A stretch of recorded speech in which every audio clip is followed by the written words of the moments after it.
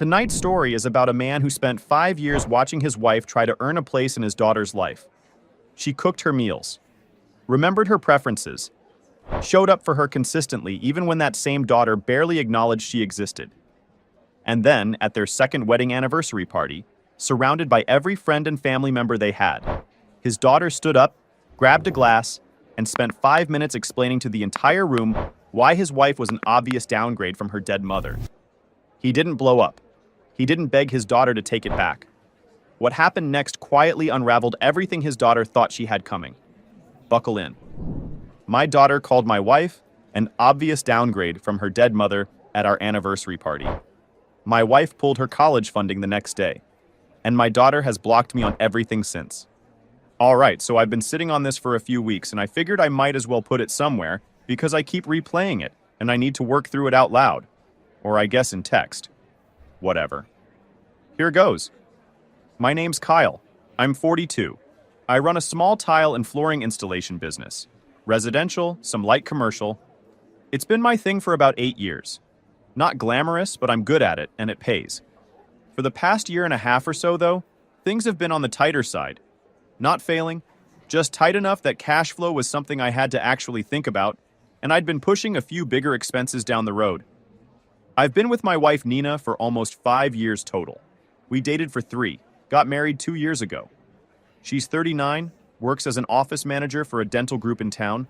Steady, organized, the kind of person who remembers something you mentioned once 6 months ago and just quietly takes care of it without making a big production out of it. She's the most competent person I've ever been with, and I mean that in the best possible way. I also have a daughter, Brooke. She's 18 now, was getting ready to start college in the fall. Her mom and I divorced when Brooke was 10. It wasn't some dramatic blow-up. We just grew apart in the way that two people who get together too young sometimes do. No infidelity, no big ugliness, just a slow realization that we'd become polite roommates, and both of us knew it. We split on okay terms, co-parented without too much friction. Brooke took it hard, but kids do, and she was adjusting. She still had both of us. She'd spend most of the week with her mom and the rest with me. The routine held together. Then, 8 months after Nina and I started dating, Brooke's mom passed away. Aneurysm in her sleep. No warning, no lead-up, nothing. She went to bed fine and didn't wake up. Brooke was 15. That changed everything. All the processing Brooke had done around the divorce got buried under grief basically overnight. And I can't know this for certain. But I think in her mind, the divorce became something different after that. More final, more unfair. Before, her mom was still there. Still a presence. The split was painful, but it wasn't permanent in that direction. After the funeral, it was permanent in every direction at once. She didn't have a mom to go back to on weekends anymore. That safe space was gone. She moved in with me full-time, and on weekends, she'd visit her maternal grandparents to get some of that connection back. Nina knew all of this going in. She never tried to position herself as a replacement for Brooke's mom. She was careful about it, actually, self-aware enough to understand that moving too fast would backfire and that Brooke needed to set the pace herself. So she just showed up and tried. She learned Brooke's food preferences and made her favorite meals without announcing it as a gesture. She remembered things Brooke had mentioned once in passing, a show she liked, a store she'd been meaning to check out, and would bring them up later in ways that felt natural instead of forced. Whenever I'd come home later than expected, she and Brooke would have been in the house alone together for an hour or two, and Nina would always try. She'd ask about Brooke's day and actually sit with the answer instead of just waiting to talk. I remember one specific thing that stuck with me. About a year into Nina and I dating, Brooke had mentioned offhand that she'd love this particular soup her grandmother used to make. Just a passing comment. 3 weeks later, Nina made it from scratch, completely unprompted, had looked up the regional recipe and everything. Brooke said thanks and went back to her phone. That was it. Nina just nodded and cleaned up the kitchen. That was the dynamic for 5 years. Brooke was never openly rude. She didn't blow up at Nina or say anything cruel to her face. Not then. She was just closed. Kept Nina at arm's length, answered questions with short responses, avoided one-on-one time when she could. When Nina brought her coffee in the morning, Brooke would say thanks and immediately go back to her phone. She made it clear, Not aggressively, but consistently clearly. That there was a ceiling on how close they were ever going to be, and she wasn't raising it for anybody. I told myself this was grief. I told myself Brooke needed time and space, and that if I just let things develop naturally, something would eventually click. I didn't step in. Didn't push Brooke to be warmer. Never told her directly that Nina deserved more than the minimum of civil. I just kept waiting for something to naturally fix itself, and I kept choosing that over and over again without calling it what it was. The honest thing is that I didn't want to deal with the fallout. Every time I imagined having the actual conversation with Brooke, the one where I tell her that her behavior toward Nina isn't acceptable and needs to change, I could already picture how it would go. She'd shut down. She'd feel like I was choosing Nina over her.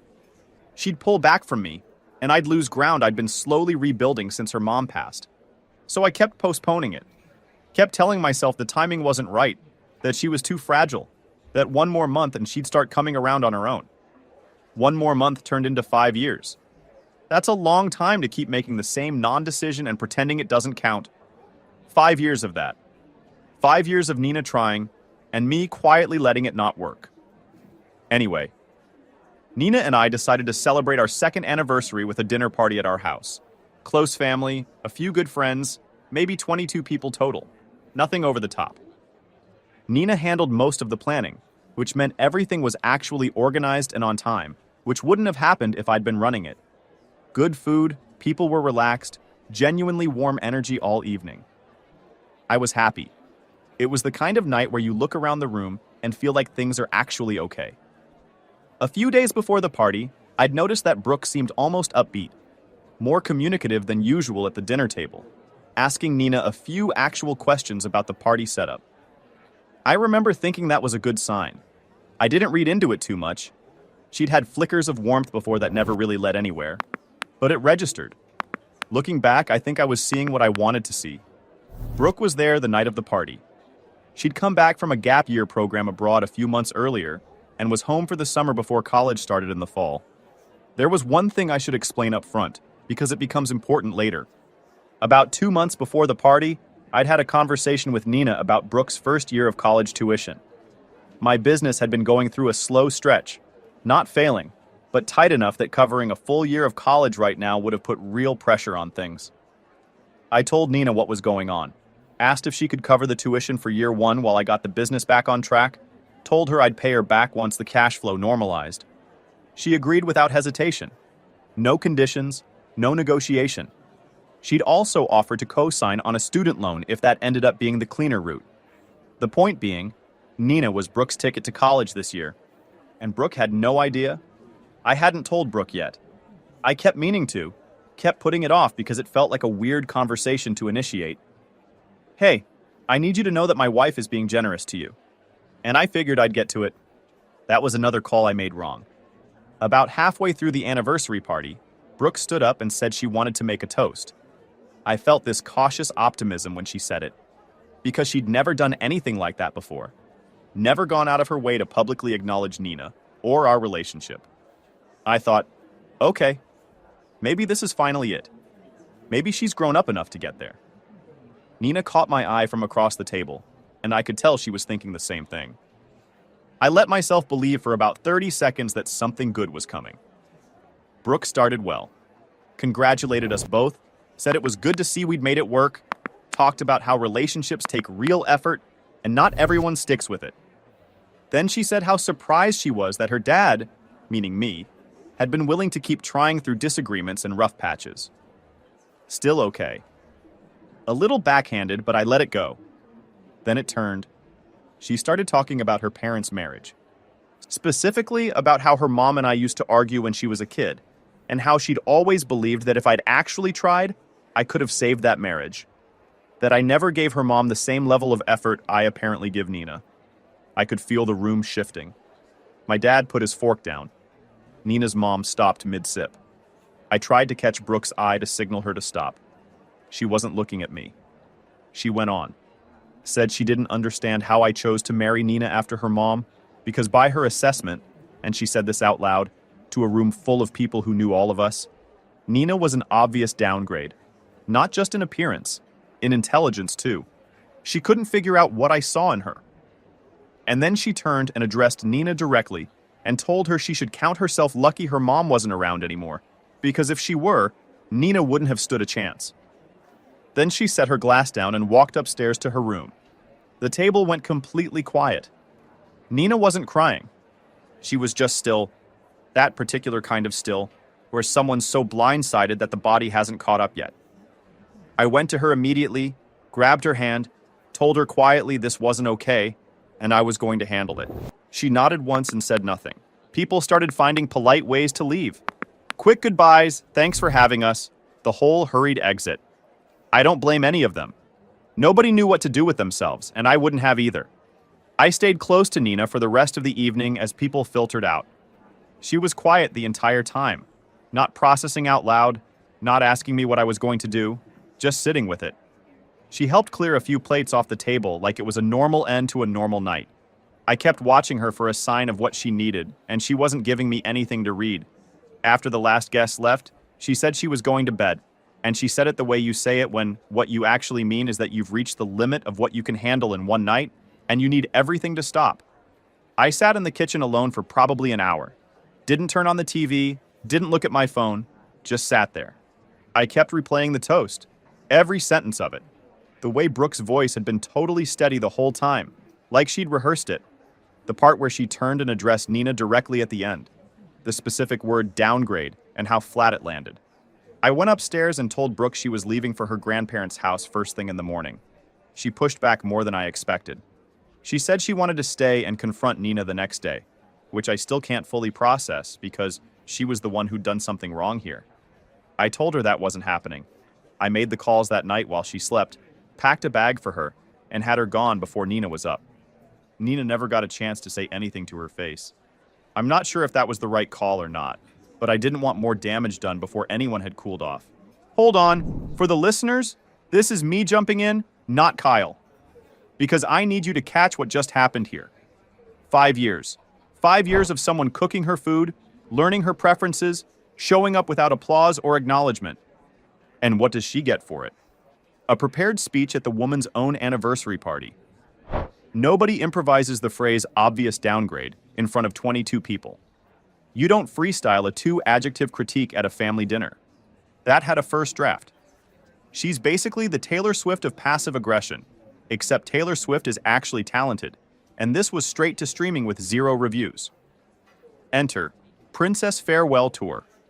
Back to Kyle. The next couple of days between me and Nina were rough in that quiet, strained way that's almost harder than a screaming fight. She wasn't demanding anything from me, wasn't asking me to cut off my daughter, wasn't giving ultimatums, wasn't doing any of the things I might have braced for. She was just sitting with it, working through what had happened in her own way, privately, which is how Nina handles things. And I was trying to figure out what I could possibly say that wouldn't land as hollow.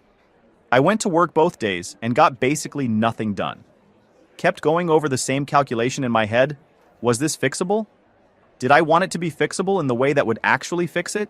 Which was Brooke genuinely understanding what she'd done and meaning it when she apologized? Or was I just hoping the tension would dissipate on its own, like I'd been hoping things would naturally resolve for 5 years? I kept running into the same answer and not loving it. I kept checking in on Nina. She'd say she was okay, and I could tell she meant it in the sense that she wasn't falling apart, but something had shifted in how she was carrying herself. More contained.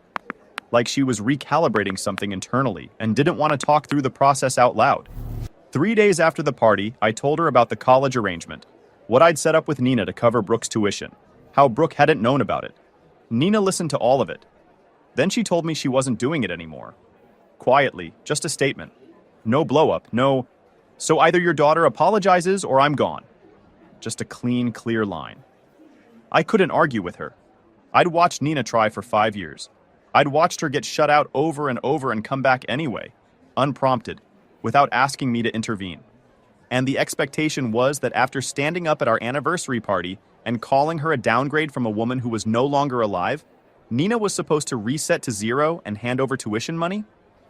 No, I wouldn't have asked that of her. I didn't. I told Brooke about it a few days after the party. She was upset, and some of it was legitimate. I should have told her earlier that finances were complicated, that Nina was the current plan.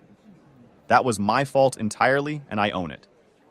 But most of what Brooke said was built around the assumption that an apology would be enough to reset everything, and she'd still get what she was expecting out of it. That's not how any of this works. The apology came about 2 days after the party. I read it carefully. I knew what it was immediately. It wasn't, "I said something genuinely awful, and I'm ashamed of myself." It was, "I understand there are financial consequences, and I'd like to limit them." She'd sent it after her grandfather laid out what was at stake. That was when the apology appeared. Not before then. Nina read it, went quiet for a while, then told me she was done. Not with me. Done with the whole project of trying to get Brooke to accept her. She said she'd been giving it everything for 5 years, and she was finished. She wasn't asking me to choose sides. Just done with that part of it. And she said it without any drama, which somehow made it heavier than if she'd cried. I told her she was right. Pause. This is me, not Kyle. I want to break down that apology for a second because everybody needs to be able to recognize this pattern on sight. Genuine remorse shows up unprompted and costs the person something. Damage control remorse shows up the moment someone explains what's financially at stake and costs absolutely nothing. Princess Farewell Tour skipped straight to option 2, which is extra rich considering her entire speech was about how her dad never tried hard enough. She literally built her argument on the concept of effort, and then put in 0 effort until money was mentioned. Back to Kyle. Nina and I had a real fight about a week after the party. Not about whether she was wrong to pull the funding, she wasn't and I knew it, but about where I actually stood. Not the version I'd been saying, the real one. I didn't have a clean answer at first, and she could tell. She pushed on it. She said she'd never truly felt backed up by me when it came to Brooke, and that for years she'd told herself it was because I was protecting my relationship with my daughter. But now she was wondering if it was simpler than that, if I'd just been okay with her being treated that way as long as it kept things quiet. She went further. She said she'd spent 5 years trying to build something with Brooke, and every time she hit a wall, she checked in with herself. Am I pushing too hard? Am I being too present? Is there something I'm doing that's making this worse? She'd spent years adjusting and recalibrating and trying different approaches, all while I nodded along and told her, she'll come around. And at no point had I turned around and told Brooke the same thing. Not once. It was always Nina who had to adjust. Never Brooke who had to meet anyone halfway. That landed. I didn't get defensive because she wasn't wrong. Inaction is still a choice. I'd been making it over and over while telling myself I wasn't really choosing anything. Every time I didn't step in, every time I let another cold interaction pass without saying something to Brooke about it, I was choosing something. I'd just been comfortable not naming it. We didn't fully resolve the fight that night. We sat on opposite ends of the couch in this quiet that wasn't angry anymore. The kind that comes after the honest thing has been said out loud, and now both people have to figure out what to do with it. I told her I was sorry, specifically, not generically. Not sorry about how things turned out. Sorry for every specific time I didn't say what I should have said to Brooke. She acknowledged it, didn't brush it off or dismiss it. She just nodded and said she needed to hear that. Then she told me she was going to stay at her parents' house for a while. Not leaving, just needing some distance from the situation. Her parents had been at the party. They'd seen everything. And she wanted to be around people who already understood without her having to re-explain it from scratch. I told her I got it. I helped her carry her bag to the car and watched her pull out of the driveway. I went inside after she left and stress ate half a bag of pretzels, standing at the kitchen counter at 11 p.m. Genuinely the least relevant detail I've included, but also the most honest. My co-worker had been leaving granola bars on my desk all week like a worried forest animal. I'd been ignoring them. I should have eaten the granola bars. The days she was gone were strange. The house was quiet in a way it hadn't been in a while. Not a bad quiet, just the kind that makes you think too much. I spent the first couple of days catching up on work stuff I'd been ignoring, and somewhere around day 3 I wrote out a long list of every moment over the past 5 years where I should have said something to Brooke and didn't. I didn't do anything with the list. I just needed to see it in front of me. It was longer than I expected. Yo, time out. Let me jump in here, because I want to call out something that most men completely blow in this exact moment. She's packing a bag. Everything in a guy's brain is screaming to do something, say something, manufacture a crisis to stop her from getting in the car. And Kyle helps carry the bag. That's it. No guilt trip, no dramatic last speech, no fine, then maybe you shouldn't come back. Just, I understand, and a hand on the doorframe. That's the unsexy, actual version of not making it worse. She came back. Keep that in mind. Back to the story. Nina was at her parents' house for about a week and a half. We talked on the phone every day, sometimes for a long time, sometimes just a few minutes to check in. About 10 days in, I drove over for dinner. It was a Wednesday. Awkward for the first 20 minutes because her parents had been at the party and weren't sure how to act around me, which I completely understood. Her mom made pasta, we all sat down, and by the time we were halfway through the meal, it was just people talking. Nobody brought up the party directly. It was fine. Better than fine, actually. A few days after that, Nina showed up at the house in the morning before I'd left for work. Just knocked and let herself in with her key. I was standing in the kitchen with my bag on my shoulder about to head out. I called in and took the day off. We spent it just being around each other. Nothing planned, nothing to resolve, just existing in the same space without it being tense. First day like that in almost 3 weeks. We made breakfast, walked around the block, watched part of a movie neither of us could get into. That afternoon, she said something I've been thinking about since. She said she wasn't angry at Brooke. She was finished. She wanted me to understand the difference. Not bitterness, not a grudge, just done. Like closing a tab you'd had open too long. She wasn't walking around carrying it. She just quietly decided she was done extending energy in that direction, and she needed me to know it wasn't a threat or an ultimatum. It was just where she'd landed. I told her I understood. And this time, I actually meant it the way she needed me to mean it. We sat on the back porch for a while that afternoon, just not talking, which sounds weird, but was actually the most comfortable either of us had been in weeks. At some point, she fell asleep in the patio chair for like 20 minutes. I let her sleep. Then I told her what had been happening with Brooke, because I'd been keeping most of it from her while she was at her parents'. She hadn't asked, which was its own kind of grace. After Brooke had gone to her grandparents', I'd kept trying to stay in contact. Texts, calls, a few voicemails. She was responding at first, upset, still making her case, still expecting the outcome to be different. Then the responses got shorter. Then nothing. I drove out to her grandparents' place once, knocked on the door.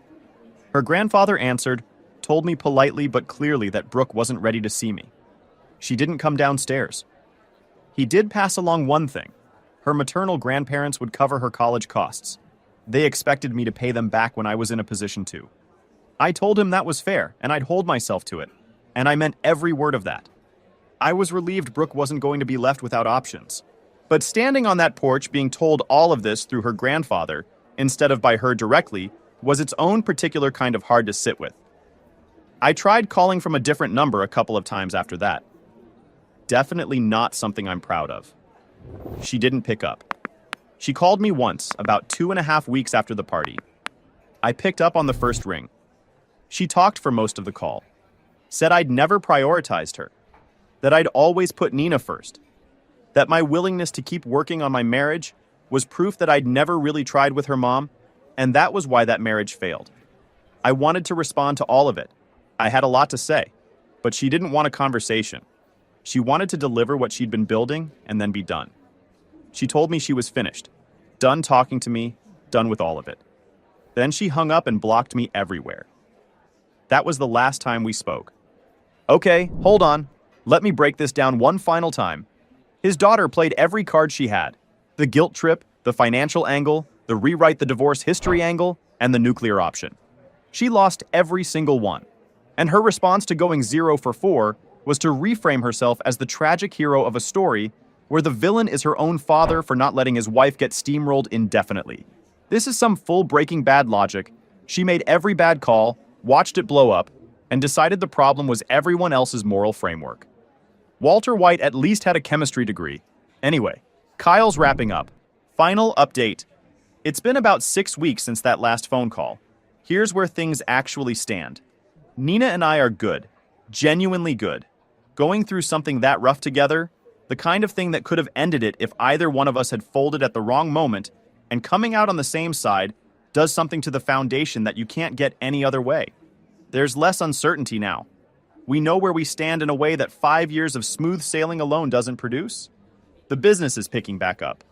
A couple of bigger contracts came in over the last month, and if things hold like they're trending, I should be able to start paying Brooke's grandparents back before the end of the year. I fully intend to. That debt doesn't sit right with me. As for Brooke, I'm still blocked on everything. Her grandparents have passed along a few updates through a mutual family contact. She's settled in at school, doing okay from what they can tell. I'm glad for that. I'm not sitting around hoping she's struggling somewhere. I'm not building a case against her in my head. She's my daughter, and I love her. She made a choice to go no contact, and I'm not going to chase a closed door. Here's the part I've had to actually sit with. I don't fully blame Brooke for who she became in this. She lost her mom at 15, out of nowhere, with no warning. That's a wound that doesn't have a clean timeline on it. Some of her coldness toward Nina over the years, some of the resentment, that was real grief. Not just entitlement. I let that belief keep me passive for way too long. I should have had hard conversations with her years ago. Should have made it clear that Nina wasn't a target for that pain. I didn't do that. That's on me. I've also had to sit with the version of events where I imagine telling 15-year-old Brooke, fresh off losing her mom, that she needs to treat her dad's new girlfriend better. And I understand why I didn't do it then. But 15 eventually became 16, then 17, then 18. At some point, the grief excuse stopped covering the whole behavior. I kept applying it anyway because it was easier than the alternative. But the speech at the party wasn't grief spilling over in an uncontrolled moment. She looked directly at Nina when she delivered it. She chose every word, and expecting my wife to absorb all of that and still cover college costs like nothing happened. That expectation revealed something about what Brooke thought she was owed from the people around her, regardless of how she treated them. Like certain people were just obligated to keep showing up for her no matter what. I'm not bitter about it. I'm just clear-eyed in a way I maybe wasn't before all of this. There's something clarifying about going through a situation where you can't be neutral anymore, where every choice you make is visible and counts. I'd been operating in the fog of, maybe it'll work out for so long that I'd forgotten what it felt like to just make a call and own it. The door on my end is still open if she ever decides to walk through it. That's not going to change. I'm her dad, and that doesn't have an off switch. But I'm not standing in the hallway waiting either. Nina's here. We're fine. And the thing I kept half protecting for 5 years without fully committing to it, I committed to it when it actually counted. Better late, I guess. What would you have done in my position? Look, Kyle's not winning Father of the Year for how long he let things drift. He said so himself. But when the moment counted, he didn't fold. Didn't throw his wife under the bus to keep the peace. Didn't chase a closed door. A lot of guys in that spot would have caved immediately. He didn't. Is it a painful outcome? Obviously. But he's still standing, still married, and not apologizing for how it landed. Drop your thoughts below. Did he handle this right, or is this one he'll regret? Subscribe if you're not already. We post every single day. Today's story is about a man who lost everything in about 3 months. Marriage, house, savings, even his own sister. And instead of spiraling, he went quiet. Stopped talking, started working, and 2 years later he had a house and a business he was about to own outright. And the second word got out that he was doing okay, every single person who abandoned him showed up at once with their hands out. What he did is the reason I love this channel. Get comfortable. This one builds slow, but the payoff is worth every second. After my divorce, I worked nonstop and finally closed the deal on a house. Then my sister, who sided with my ex in court, showed up with her kids expecting to live there. But I refused and kept my distance. I'm 34, male, and I want to be upfront about something before I get into this. I'm not naturally a share your feelings on the internet type of person. I'm a mechanic. I fix cars for a living. I troubleshoot problems, apply solutions, and move on. But enough stuff happened over the last couple of years that it felt wrong to just sit on it, so here we are. I'll start with the setup so you understand what I was working with. I'd been married 6 years to a woman I'll call Nicole. We met in college, stayed together after graduation, got married at 26. Nothing fancy about any of it. I had a decent job at a local garage. We rented a house in an okay neighborhood. We had plans. The usual ones. Buy a place eventually. maybe kids down the road, build something together. Our marriage wasn't a romance movie. It was normal, sometimes good, sometimes boring, sometimes tense. I thought we were solid, though. I worked, paid the bills, came home. I fixed things around the house when they broke. I wasn't some perfect husband, but I showed up. Every day. Thought that counted for something. Turns out I figured wrong. 2 years ago, I left work early on our anniversary. I had flowers, dinner reservations lined up, the whole thing. Came home through the front door and walked straight into something I'll never fully shake. Nicole and our neighbor, in our bedroom. The look on her face when she saw me standing in the doorway wasn't embarrassment or guilt. It was annoyance. Like I'd interrupted something I had no right to be upset about. That look told me everything I needed to know about where our marriage had actually been for a long time. The weeks after that were rough in a way I wasn't prepared for. Nicole kept going back and forth between fake apologies and acting like I was overreacting. Said it was a one-time slip, said we could work through it. I crashed at my buddy Mike's place and spent about 10 days going back and forth in my head, replaying 6 years of marriage, looking for the version where things made sense. Part of me almost convinced myself it was salvageable, which tells you a lot about where my head was at the time. Then I found the texts. Not from that week, not even from that month. Going back most of the year. She'd been seeing this guy, and then probably at least one person before him, for most of our marriage. Maybe from the start. The whole thing had been built on something that wasn't real. I'll never know the full extent of it, and at some point I made a conscious decision to stop wanting to know. The divorce was ugly. Her lawyer was one of those guys who makes you feel like an inconvenience just by breathing the same air as him.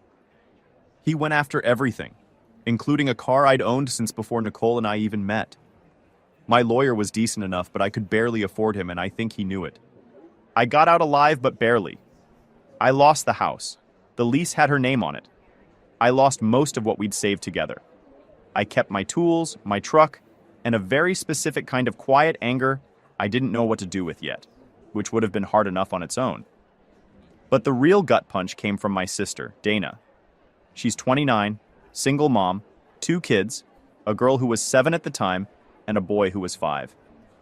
We'd been close our whole lives, or at least I thought we had. I helped raise her, basically, after our dad left when she was 12. I paid her rent twice when she lost jobs. Fixed her car more times than I can actually count. Bought school supplies for her kids when she was tight. Showed up whenever she called. I thought she'd do the same for me. She didn't. Dana chose Nicole's side from basically day one, and not because she had some principled reason for it. She did it because Nicole was buying her things. New clothes, nice dinners out, promises to introduce her to some supposedly rich friend of the neighbor Nicole had been cheating with. Dana was trading her loyalty for a shot at a man she hadn't even met yet, betting her brother for a lottery ticket. When I called her, a couple weeks after the separation, just wanting to talk to my sister, she told me I'd probably driven Nicole to it anyway. Said men never understand what women actually need. I hung up, blocked her number, sat in my truck in a gas station parking lot and stared at nothing for 15 minutes. After that, I decided 2 things. I wasn't going to sit around feeling sorry for myself. And I was going to rebuild everything I'd lost until the people who wrote me off couldn't breathe without tasting it. Hold on. For the listeners, this is me, not the OP. I just need to acknowledge what Dana actually did here. She didn't just pick a side. She traded her brother, who had paid her rent, fixed her car for free for years, and bought her kids school supplies for the promise of a rich man she'd never met, who turned out to be broke and asked her to cover dinner when they finally did meet. That is some next-level NPC loyalty. Didn't even make it to the mid-game before the quest giver betrayed her, and still had the nerve to call and tell him he probably deserved it. Anyway, let's watch this man go to work. The apartment I found was the cheapest thing in the area that didn't have an active violation notice on the door. I'm not being dramatic.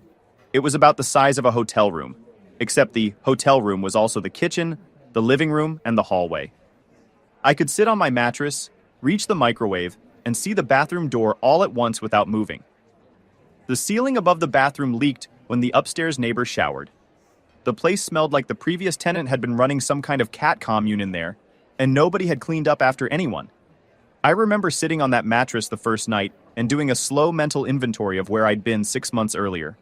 Married, a house, even a rented one, a sister I trusted. Not perfectly happy, I guess, in ways I hadn't let myself admit, but stable. And now here I was, in a box apartment that smelled like cat, watching Nicole and Dana post beach selfies together and tag each other in captions about toxic people. There were some rough nights in there. Nights where I'd see a post and have to put my phone face down and just breathe. Mornings where the weight of how fast everything had collapsed would just sit on me for a good 10 minutes before I could get up. I'm not going to pretend that part wasn't real, but I didn't stay in it long. I made a routine and I stuck to it like it was the only thing keeping me upright. Because honestly, it was. Alarm at 5 a.m. Hit the gym in my building, which was a treadmill and some dumbbells shoved in what used to be a storage closet. Get to the garage by 6:30, work through the day, grab the cheapest food I could find on the way home. Then study. There was also this ancient vending machine on my floor that kept dispensing stale pretzels, even when you pressed the button for something else. I ate a lot of stale pretzels that year. It's not relevant, I just think about it sometimes. I'd enrolled in online business and accounting classes about a month after moving into the shoebox. I figured if I was going to rebuild, I should actually understand how money works. I hadn't been a great student in high school, and trying to process accounting principles after a 10-hour shift at the garage was genuinely brutal. Failed my first practice exam so bad that my online tutor called me to ask if I was doing okay. I told her I was fine and asked her to walk me through accrual accounting again from the top. She did. I stayed up past midnight running through the material until it started to click. Weekends I picked up side jobs. Oil changes, brake jobs, alternator swaps, basic work I could do in parking lots with a basic tool set. Cash only. Not strictly above board, but I needed every dollar. Each one went straight into a savings account I refused to touch. My boss at the garage, I'll call him Rick, had owned the place for almost 30 years. Old school guy, priced jobs on gut feeling, kept paper invoices, didn't trust anything invented after 1995. Around month 6, he started handing me more responsibility. Ordering parts, managing the schedule, handling customer calls. I didn't ask for any of it. He just noticed I was running things anyway and made it official. By month 8 or 9, I was basically managing the shop while Rick supervised from the back office, which in practice meant he played solitaire while I handled everything else. The progress in my savings account was slow, but it was real. I'd check the balance every Sunday morning and do the math on how many more months it'd take to hit my down payment target. Some weeks the number barely moved. Other weeks I'd had a good run of side jobs and could actually see it climbing. It became the thing I looked forward to most, which probably says something about what that period of my life was like socially, but whatever. I had a goal. Goals don't ask you how your weekend was. One night after closing, he asked me what was driving all of it. Not in a nosy way, more like genuine curiosity, the kind from a guy who's seen a lot of people come through a garage and can tell when someone's running towards something rather than just running. I thought about giving him the whole story.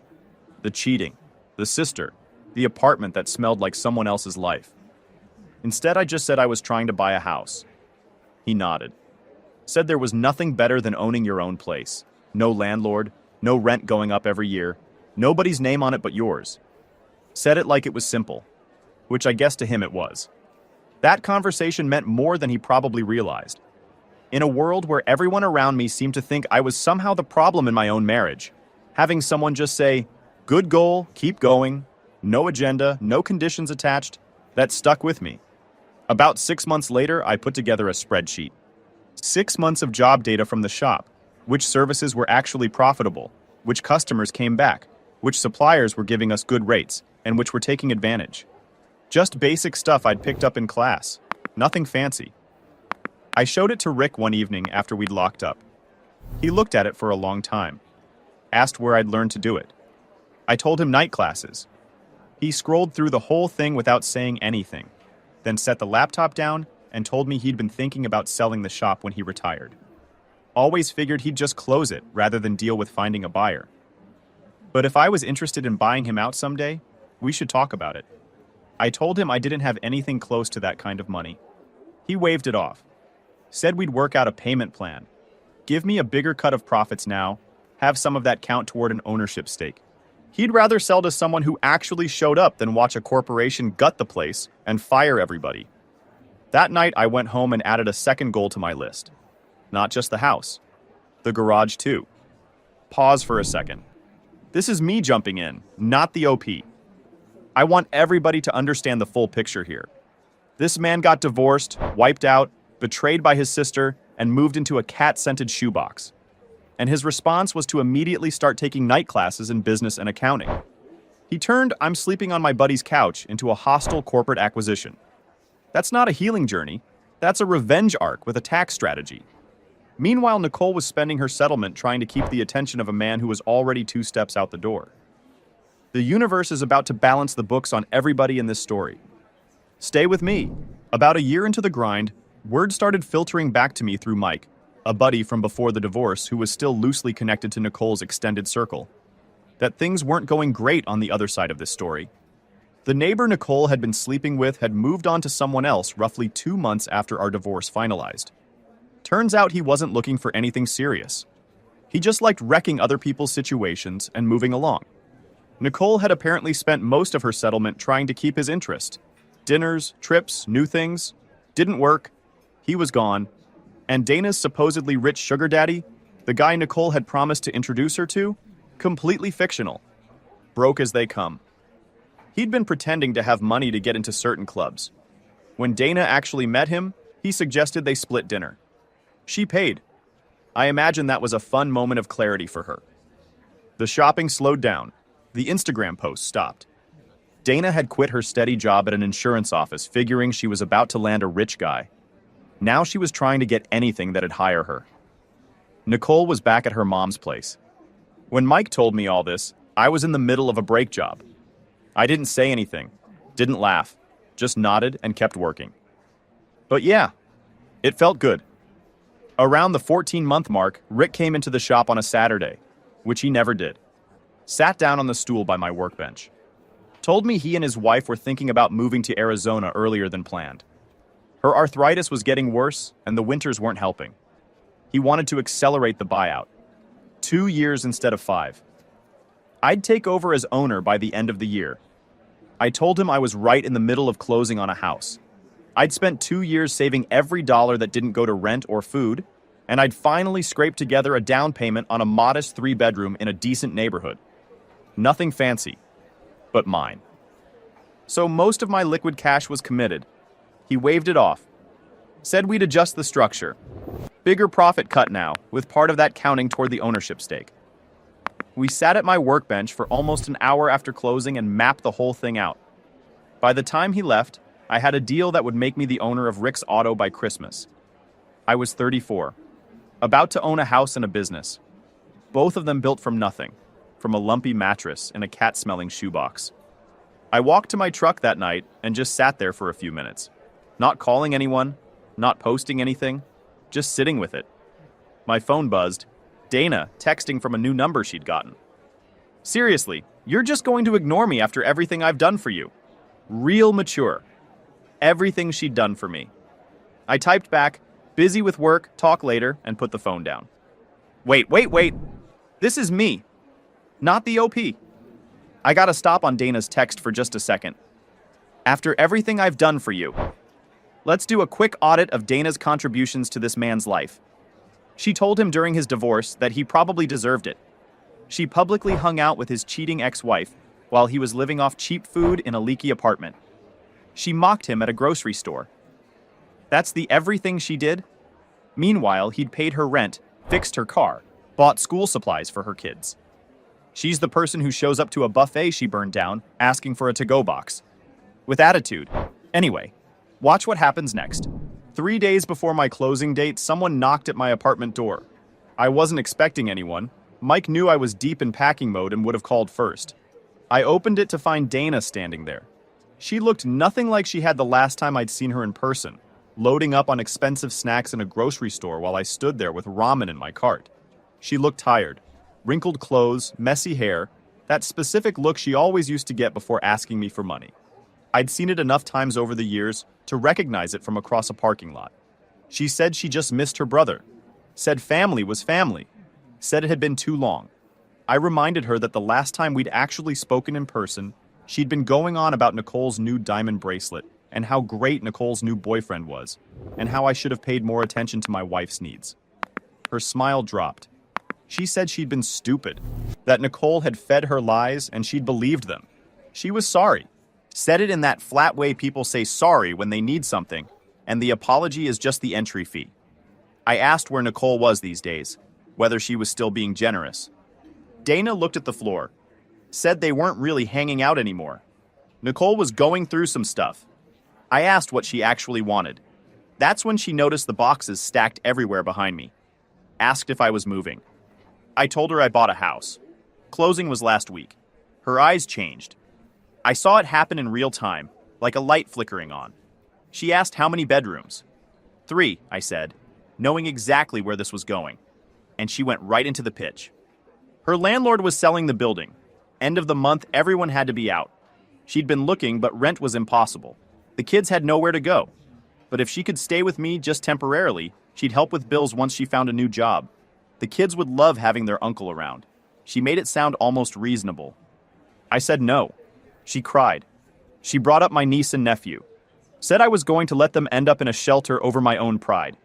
Called me selfish and cold. The whole package. I laughed. Not because it was funny, more because I was looking at 2 years of my life and the sheer scale of the audacity in front of me. I told her I remembered where she was when I needed someone. When I was on Mike's couch. When I lost the house, the savings, everything I'd thought I was building. She was out shopping on Nicole's money and telling anyone who'd listen that I'd brought it on myself. She stuck her foot in the door when I tried to close it. Said she had nowhere else to go. Mom and Dad wouldn't take them. Nicole was gone. Her friends were full. I moved her foot. Closed the door. She knocked for about 5 minutes out there. I went back to taping boxes. Eventually, she gave up and left. I finished packing, turned off the lights, and figured that was the end of it. I should have known better. Okay, hold on. For the listeners, me again. I want everyone to appreciate what just happened. She showed up after a year of silence, after riding Nicole's wave for as long as it was fun, after mocking her own brother while he was buying ramen, and opened with, "I just miss you." Then pivoted to a free bedroom in under 60 seconds. That is not a reconciliation attempt. That's a real estate pitch using family as the intro. She didn't come because she felt guilty. She came because the plan she'd bet her loyalty on fell apart, and she needed a soft landing.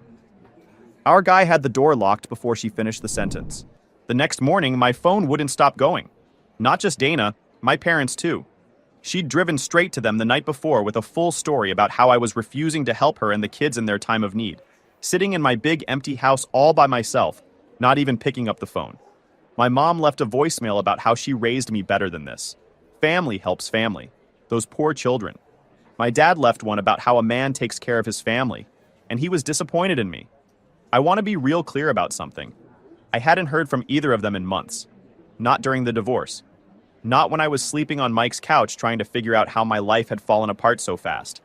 Not one phone call when I was eating ramen in a leaking apartment and trying to decide if I could afford both the night classes and the health insurance. Not once. But now that I had something worth taking, suddenly they had very strong opinions about my responsibilities as a son and a brother. I didn't respond to any of it. I had closing paperwork and a moving company to coordinate. Then I got a text from Nicole, my ex-wife. The woman who had been cheating on me for most of our marriage, who had helped turn my sister against me, who had burned through her settlement chasing a man who'd already checked out. She texted me about Dana, said she'd heard about the situation, said she was worried about Dana and the kids, said I had a whole house and was refusing to help, and that didn't sound like the man she married. I read it twice. Then I replied once, the man she married doesn't exist anymore. She killed him. Do not contact me again. Then I blocked her. That afternoon, the real estate agent called. We could close a day early if I wanted. I said yes. I didn't tell my parents or Dana about the change in plans. Let them show up at the empty apartment. I'd be gone. Moving day came. Mike helped me haul everything in. Security system went up that same afternoon. Cameras on every angle of the property. Motion alerts straight to my phone. That first evening, I sat on my back porch with a cold soda and looked up at the sky for a while. I'd been running for 2 years without really stopping to think about where I was running to. That night, I stopped and thought about it. It felt good. I posted a few photos of the house on social media. Simple caption, new chapter, new home. Nothing flashy. I knew Dana would see it. I knew my parents would see it. Part of me wanted them to. The response came fast. Friends I hadn't talked to in months congratulated me. Guys from the shop liked the posts. And then the private messages started coming in. My dad saying I was flaunting success while my sister struggled. My mom saying I was being needlessly cruel. Dana went on a full tear on her own page about how money changes people. Didn't tag me, didn't need to. Everyone knew. I didn't engage with any of it. I had a garage to run. About a week after moving in, I came home late from the shop. My porch light caught a figure sitting on my front steps in the dark. Took me a second to place her. Nicole. She looked nothing like the woman who'd been posting pictures of herself in jewelry and expensive restaurants 6 months earlier. Hair a mess, bags under her eyes. She said she didn't know where else to go. Said the neighbor had left. Took most of her stuff. She was back at her mom's place, and even that was getting rocky. She said she still loved me. Asked if I ever missed what we'd had. I thought about it for about 2 seconds. No, I said, and shut the door. Stood there in my own entryway and listened for a minute. She cried outside for a bit. Then I heard her car start. Then quiet. I didn't feel anything. She was just someone from before. A chapter that had ended badly and wasn't reopening. 2 days after that, my parents showed up unannounced. No call, just pulled up and knocked. Mom came in with her arms crossed. Dad had that look on his face he used to get when I was a teenager and had done something he considered embarrassing. They sat down and gave me the full speech. Dana was struggling. Family sticks together. A good son would help his sister. I asked them where all this energy had been when I was the one who needed help. Mom said it was different. I was a man. Dana had children. Men could handle things on their own. And there it was. The thing that had always been true in my family, finally said out loud. I was supposed to be self-sufficient, because that was my role. Dana got interventions and emergency family meetings because she had kids. I asked why Dana and the kids couldn't stay with them. They had a 4-bedroom house. Mom said they were too old for children running around. They needed their peace and quiet.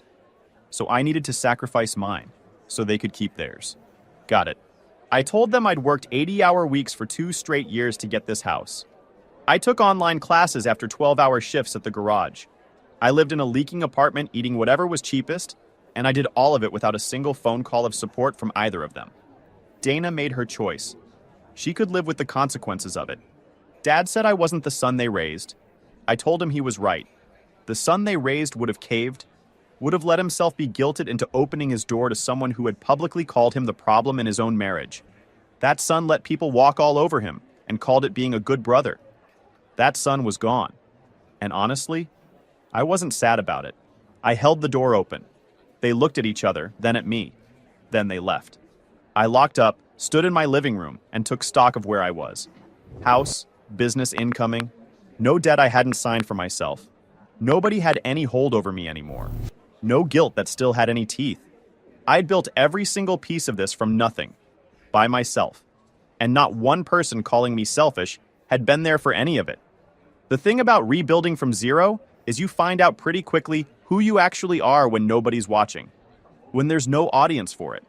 When nobody's going to clap or tell you you're doing great or show up to help you move boxes. You just keep going because stopping means they were right about you. And they weren't. I knew they weren't. I just had to keep proving it to myself until it stopped needing to be proven. That night I made a simple dinner, sat in my own kitchen, and for the first time in 2 years, didn't have a single thing to dread the next morning. Yo, time out. Me again.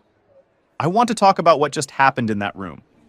His parents drove to the house he bought himself, with zero help from them, to explain why he owed his sister a free bedroom.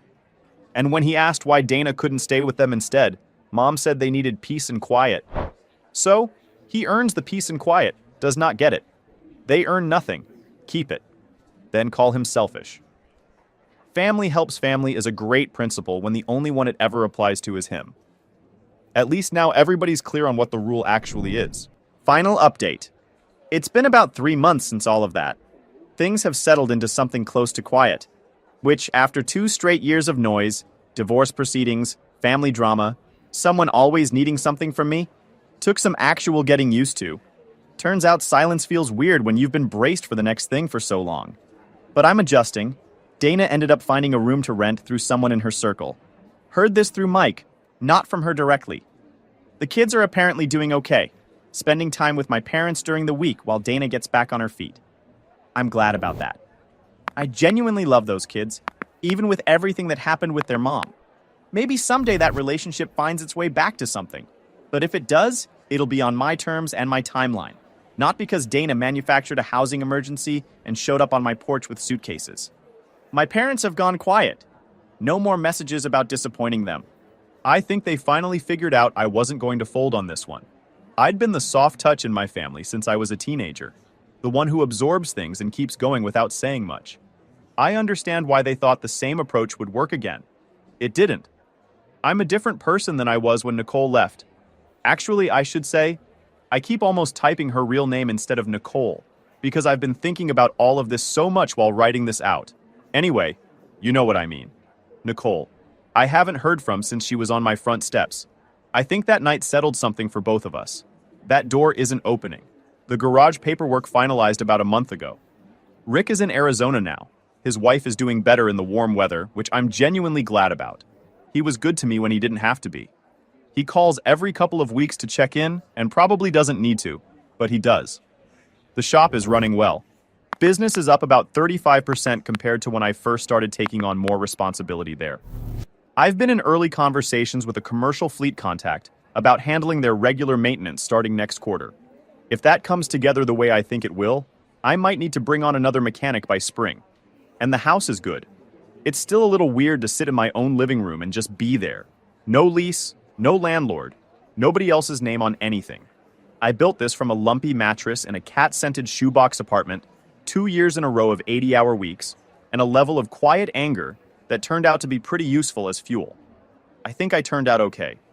So, if you've been through something like this, where the people who were supposed to have your back chose someone else and tried to make you the problem for not accepting it, what did you do? Did you eventually let them back in? Or did you cut the losses and move forward without them? Look, posting those house photos was a flex. But everything before that? He worked 80-hour weeks, took classes after 12-hour shifts, lived in a place where the ceiling leaked, and did all of it without one call of support from the people now calling him selfish. His sister traded his loyalty for a man she'd never met, who turned out to be broke. His ex showed up at his door after burning everything down. His parents wanted him to sacrifice his peace so they could keep theirs. The door stays locked. That's not cold. That's earned. Drop your take in the comments and subscribe if you haven't. New stories every day. I was falsely accused of SA by my 13-years-old niece. My family disowned me, my girlfriend left, and I lost everything. But 6 months later, the truth comes out, and now they want to reconcile. No way. So let me set the scene. Back then, I was doing pretty well for myself. Had a solid job in project management, owned a decent apartment in a nice part of the city, had friends, had a life. Nothing fancy, but I'd worked hard to build something stable, after years of grinding through college and entry-level positions. My family and I were tight, or so I thought. Sunday dinners, holiday gatherings, the whole 9 yards. My sister Sarah and I especially were close. We'd grown up looking out for each other, and when she had her daughter, Melissa, I was there at the hospital, first one besides the dad to hold that kid. I loved being an uncle. Took the role seriously, you know? I'd show up to Melissa's school events, help her with homework when Sarah was swamped with work, taught her how to ride a bike. Standard uncle stuff. The kid was smart, funny, a little dramatic sometimes. But what teenage girl isn't? Sarah was a single mom after her divorce when Melissa was 8, so I tried to step up when I could. Nothing weird, nothing inappropriate, just being family. Melissa was always a bit of a handful, though. Sarah had this parenting style where she basically never said no to the kid. Whatever Melissa wanted, Melissa got. New phone? Sure. Skip chores? No problem. Talk back to adults? Just teenagers being teenagers, right? I'd mentioned to Sarah a few times that maybe some boundaries would help, but she'd get defensive. Said I didn't understand because I wasn't a parent. Fair enough, I guess. But there was this one incident about 6 months before everything went nuclear. We were all at my parents' house for some random Sunday gathering. Melissa was in one of her moods, being disrespectful to our mom, rolling her eyes, making snide comments. I pulled her aside, not even yelling or anything, just said something like, "Hey, that's your grandmother. You need to watch your tone." She looked at me like I'd slapped her. Got this cold look in her eyes I'd never seen before. Then she stormed off to Sarah, and I heard her complaining about how I'd embarrassed her in front of everyone. Sarah came over, told me to back off, that she'd handle her own daughter. I apologized, dropped it, figured it wasn't worth the drama. Should have paid more attention to that look Melissa gave me, though. That was the first red flag I completely missed. Fast forward to late spring 3 years ago. My parents were throwing a barbecue at their place. Pretty standard family thing. Burgers and hot dogs, cousins running around. That suburban weekend vibe. I showed up after work, still in my button-down, but I ditched the tie. Everything seemed normal at first. Melissa was there with a couple of her friends, doing that thing where teenage girls huddle together and whisper. I said hi. She barely acknowledged me. Whatever. Teenagers are moody. About an hour into the barbecue, Sarah pulled me into the kitchen. The second I walked in, I knew something was wrong. Her face was pale, hands shaking, this look of absolute rage in her eyes. Before I could even ask what was up, she got right in my face and said, "Did you touch Melissa?" I'm standing there completely confused. What are you talking about? Did you touch her? My brain literally couldn't process what she was asking. Touch her? Like what, a high five? A hug? What was she even saying? Then she spelled it out, and I felt like I'd been hit by a truck.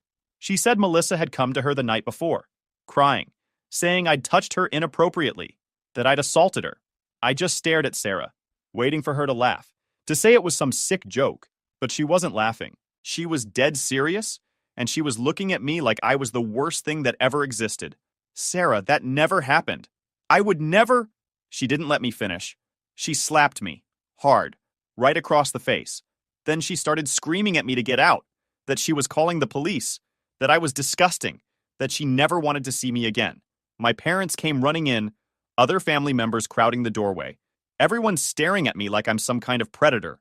I tried to explain, tried to tell them this was insane, that I'd never done anything wrong, but nobody wanted to hear it. Sarah was already on the phone with the cops, and my mom was crying, and my dad looked like he wanted to hit me too. The only thing I could think to do was leave before things got worse. I left that barbecue in a daze, drove home on autopilot, sat in my apartment, and just tried to process what had happened. My niece, this kid I'd helped raise, had just accused me of something so vile I couldn't even wrap my head around it. And my sister, my own sister who'd known me my entire life, believed it without even asking for my side of the story. The police showed up at my apartment that evening. 2 detectives, all business. They asked me to come to the station to answer some questions. I went voluntarily because I had nothing to hide. Told them exactly what I'd been doing the night Melissa claimed this happened. Turns out I had a pretty solid alibi. I'd been at a work dinner with my entire team that night, from 6 in the evening until almost midnight. 15 witnesses, restaurant receipts, everything documented. The detectives seemed skeptical of the accusation from the start, but they had to investigate. They interviewed Melissa multiple times. Her story kept changing. First she said it happened at my apartment. Then she said it was at my parents' house. Then she couldn't remember exactly when. The timeline she gave didn't match anything. One detective told me later, off the record, that they see false accusations sometimes, but they still have to investigate thoroughly. I appreciated his honesty, but it didn't make the process any less destructive. Every interview felt like I was being treated as guilty until proven innocent. Every question felt loaded. The worst part was waiting. Waiting for them to verify my alibi. Waiting for Melissa's story to fall apart. Every day that passed was another day my life hung in limbo. Meanwhile, my phone wouldn't stop buzzing with notifications. People I hadn't talked to in years were reaching out. "Hey man, heard what happened. Is it true?" Real supportive stuff. I ended up changing my number after the first week. See, here's what nobody tells you about being accused of something like this. Even when you're innocent, even when the evidence proves you didn't do anything wrong, people still look at you differently. Within 2 days, my entire neighborhood knew. Someone had posted about it on social media. Didn't use my name, but gave enough details that everyone figured it out. My landlord called me 3 days after the accusation. Said other tenants were uncomfortable with me living in the building. When I asked what grounds he had to kick me out when I hadn't been charged with anything, he backed off but said he was keeping an eye on the situation. Work was worse. My boss brought me in for a meeting. Said maybe I should take some time off. I told him I had an alibi, that the police would verify it. He gave me this practiced, sympathetic look and said it wasn't about guilt or innocence, it was about optics. The company couldn't afford to have someone under investigation working there. They'd keep me on paid leave for now, but the implication was clear. That meeting crushed me more than the accusation itself. This was a company I'd given 6 years of my life to. I'd worked weekends, pulled all-nighters on projects, trained new employees. And the second things got complicated, they threw me out. Didn't matter that I was innocent. I told him I was innocent, that I had an alibi, that this was clearly false. He gave me this look like he wanted to believe me but wasn't sure. Said it was just temporary, just until things calmed down. That temporary leave turned into me being quietly pushed out within a month. Couldn't go to the grocery store without people whispering. Couldn't go to the gym without someone staring. Old friends stopped returning calls. People I'd known for years just ghosted me. One friend sent me a text that said, "I don't know what the truth is, but I have kids, so I can't associate with you right now." I understood perfectly. Everyone was protecting themselves. The gym was particularly bad. I'd been going to the same place for 4 years. After the accusation, people would move to the other side when I showed up. Finally, I just stopped going, canceled my membership, and worked out at home. My parents sent a single text during those first 4 months. It said, "We're praying for the truth to come out," not "we believe in you." Just a vague statement about truth. Their silence said everything. The few family members who did reach out were worse. My aunt said she had to protect her own children first. My cousin asked if I'd take a polygraph test. My uncle suggested I apologize to Melissa to smooth things over. Apologize for something I didn't do, just to make everyone comfortable. People I hadn't spoken to in years came out with their takes. "I remember you being kind of quiet in school" became, "You were always creepy." Every normal aspect of my personality got reframed as suspicious. The worst part was, I kept thinking it would all blow over once the truth came out. I kept thinking, okay, they'll investigate, they'll see Melissa's lying, and everyone will apologize, and we'll move past this. I was naive as hell. 4 months into this nightmare, the police officially closed the case. No charges filed. My alibi was rock solid. Melissa's story had more holes than Swiss cheese, and there was zero evidence anything had happened. I thought that would be the end of it. Finally, vindication, right? Wrong. Because by then, I'd already lost my job. My reputation was destroyed. I'd burned through most of my savings on a lawyer. And the people who'd turned their backs on me? They didn't suddenly welcome me back with open arms. Most of them still looked at me like I was guilty. No charges doesn't mean innocent. That kind of garbage. Some people actually said to my face that I probably did it, but got away with it because of some technicality. I moved to a different part of the city, found a new apartment in a neighborhood where nobody knew me. Started job hunting, which was brutal. Background checks didn't show an arrest, but Google did. My name was associated with the accusation online. Someone had archived the original social media post. I tried everything to get it removed. Nothing worked. Had to explain it in interviews. Most HR people would get this shift in their expression when they brought it up. I'd walk them through the whole story. Falsely accused, fully investigated, completely cleared. Some were understanding. Most said they'd keep my resume on file. One interview destroyed me. The hiring manager seemed great. Multiple rounds of talks. Then he said the company couldn't move forward. They'd seen the accusations online. He said he personally believed me, but his hands were tied. I sat in my car for an hour afterward. Eventually landed a new job, less pay, less prestige. The company was smaller, more willing to take a chance. My new boss had his own unfair situation years back, understood how the system works. That job probably saved me. Started rebuilding from scratch, made new friends who didn't know my past, kept my head down, learned to be careful about who I trusted, started seeing a therapist because the paranoia was getting bad. I'd second-guess every interaction, wondering if people were Googling me later. And I made a decision. I was done with my old family. Completely done. Not in an angry way, not in a revenge way, just in a practical, self-preservation way. These people had proven they couldn't be trusted. They'd chosen comfort over truth, panic over patience, and in doing so, they'd shown me exactly where I stood in their priorities. Dead last. Then, 6 months after the investigation closed, Sarah called me. First time I'd heard from her since she'd slapped me at that barbecue. I almost didn't answer, but curiosity got the better of me. She sounded terrible, like she'd been crying for hours. Said she needed to tell me something, that it was important. That's when she dropped the bomb. Melissa had admitted she lied. The whole thing was made up. Some girls at her school had apparently put her up to it. Revenge for me scolding her that time. Melissa had been feeling guilty, started acting out, and eventually broke down and confessed to Sarah. Sarah was sobbing, apologizing over and over, saying she should have talked to me first, should have asked for my side, should have done literally anything besides immediately destroying my life based on a teenager's accusation. I sat there listening to her cry, and I felt absolutely nothing. No relief, no anger, nothing. Just this empty coldness. The validation that I'd been innocent all along should have meant something, should have felt like vindication, but it didn't, because the damage was already done. I'd already lost everything. Knowing I was right didn't bring back my job, my reputation, my sense of safety, or the year of my life I'd spent in hell. When she finally stopped talking, I asked her one question. Did you ever, even once, think to ask me if it was true before you destroyed my life? She didn't have an answer for that. Started with excuses. Said she was scared, that she was protecting her daughter, that any mother would have reacted the same way. I told her that any decent person would have asked questions first. That family should mean giving each other the benefit of the doubt, at least long enough to verify the facts. That she'd known me for 30+ years and should have known I wasn't capable of what Melissa accused me of. She got quiet.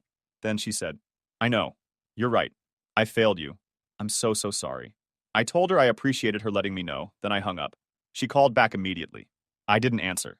She called 17 more times that day. Didn't answer any of them. She left voicemails, each one more desperate than the last, begging me to talk to her, to give her a chance to explain, to let her make things right somehow. I deleted them all without listening to more than a few seconds. The thing was, her apology didn't change anything. It didn't undo what happened. It didn't erase the months of being treated like a criminal, the job loss, the social isolation, the paranoia, the depression, none of it. All it did was confirm what I already knew. I was innocent. But being innocent never protected me from losing everything. Over the next few weeks, my entire family came out of the woodwork. Everyone suddenly wanted to talk, apologize, make things right. My mom sent me a care package with cookies. Like cookies could fix this. I gave them to my neighbor. My dad showed up at my apartment unannounced. I looked through the peephole, saw him standing there, almost opened the door. Then I remembered that barbecue, the disgust on his face. I opened the door just enough to speak through the chain lock. He said we needed to talk man to man. I told him I record all conversations now. He could email me. His face went from determined to hurt to angry. Started raising his voice about throwing away family over pride. I closed the door. Got an email from him later. Long thing about family obligations, forgiveness, mistakes. Said my refusal was hurting my mother. I archived it without responding. My cousins tried the friendly approach. Tyler sent me a message about grabbing coffee. I agreed, curious what angle they'd take. We met at a chain coffee place. After small talk, he got to the real reason. Said the family missed me. Everyone regretted what happened. Melissa was struggling with guilt. I asked where he was during my investigation. He got uncomfortable, said it was complicated. I told him it wasn't. Either you believed I was capable of that, or you didn't. He chose to believe it. That was his choice. The thing is, I'd already moved on. In the 6 months between the accusation and Sarah's confession, I'd built a new life. New job, new friends, new apartment, new everything. I'd gone to therapy, worked through the anger and betrayal, and accepted that my old life was gone. I wasn't the same person anymore. The naive guy who showed up to family barbecues and trusted everyone, he died the day Sarah slapped me. This new version of me? I was careful, guarded.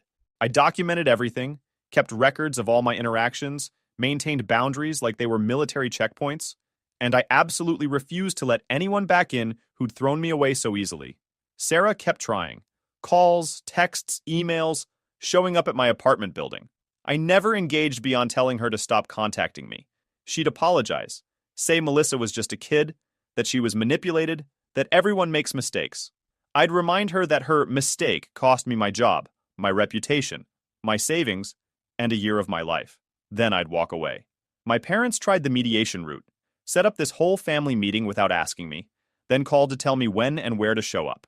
I laughed and hung up. They got upset, said I was being stubborn, that family forgives.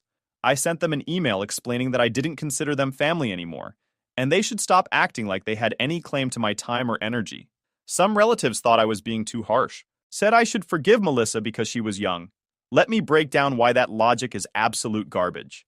Melissa was 13 when she lied, old enough to understand consequences. She wasn't 6 years old making up a story about a monster under the bed.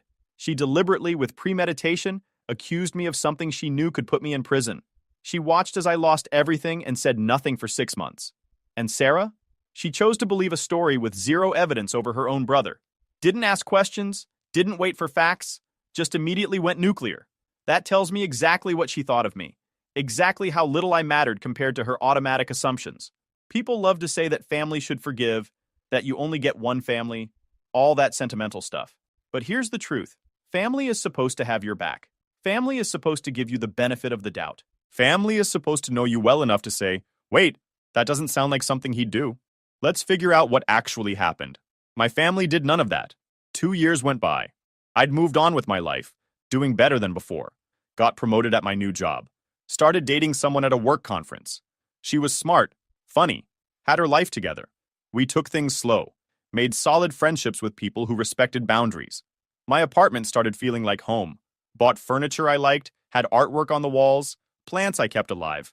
Small things that represented stability. Then, Melissa's 16th birthday rolled around. Sarah called from a number I didn't have blocked. Caught me off guard. She launched into a prepared speech. Melissa wanted to see me, had written a letter, just wanted to apologize in person. Sarah begged me to consider it. These 3 years had been hard on Melissa too. She'd lost friends, been bullied. Said Melissa had nightmares, was in therapy twice a week, had tried to hurt herself once from guilt. Sarah was trying to make me feel responsible for Melissa's mental health. Same manipulation, different angle. I listened for 10 minutes straight. Sarah cycled through every argument. Melissa was just a kid. She'd been manipulated. She'd learned her lesson. Everyone wanted to heal. Why was I being so stubborn? When she stopped, I said one word. No. Sarah tried to argue.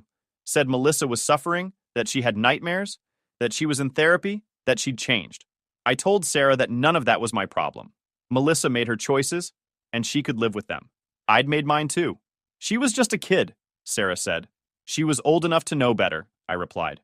And you were definitely old enough to know better. You made your choice 3 years ago. I'm making mine now. Sarah started crying, saying I was being cruel, that Melissa just wanted closure. I told her that I got my closure when I blocked everyone's numbers and moved on with my life. What Melissa wanted was forgiveness so she could feel better about herself. That wasn't my responsibility. Don't call me again, I said, and hung up. She sent the letter anyway, mailed it to my apartment. I don't know how she got my address, whether she hired someone to find it or stalked me somehow. That violation bothered me more than the letter itself. The letter was exactly what you'd expect. Lots of, I'm sorry. Lots of, I was young and stupid. Lots of, I miss you. Melissa talked about how hard these years had been for her, how she'd lost friends, how kids at school called her a liar and worse, how she wished she could take it all back.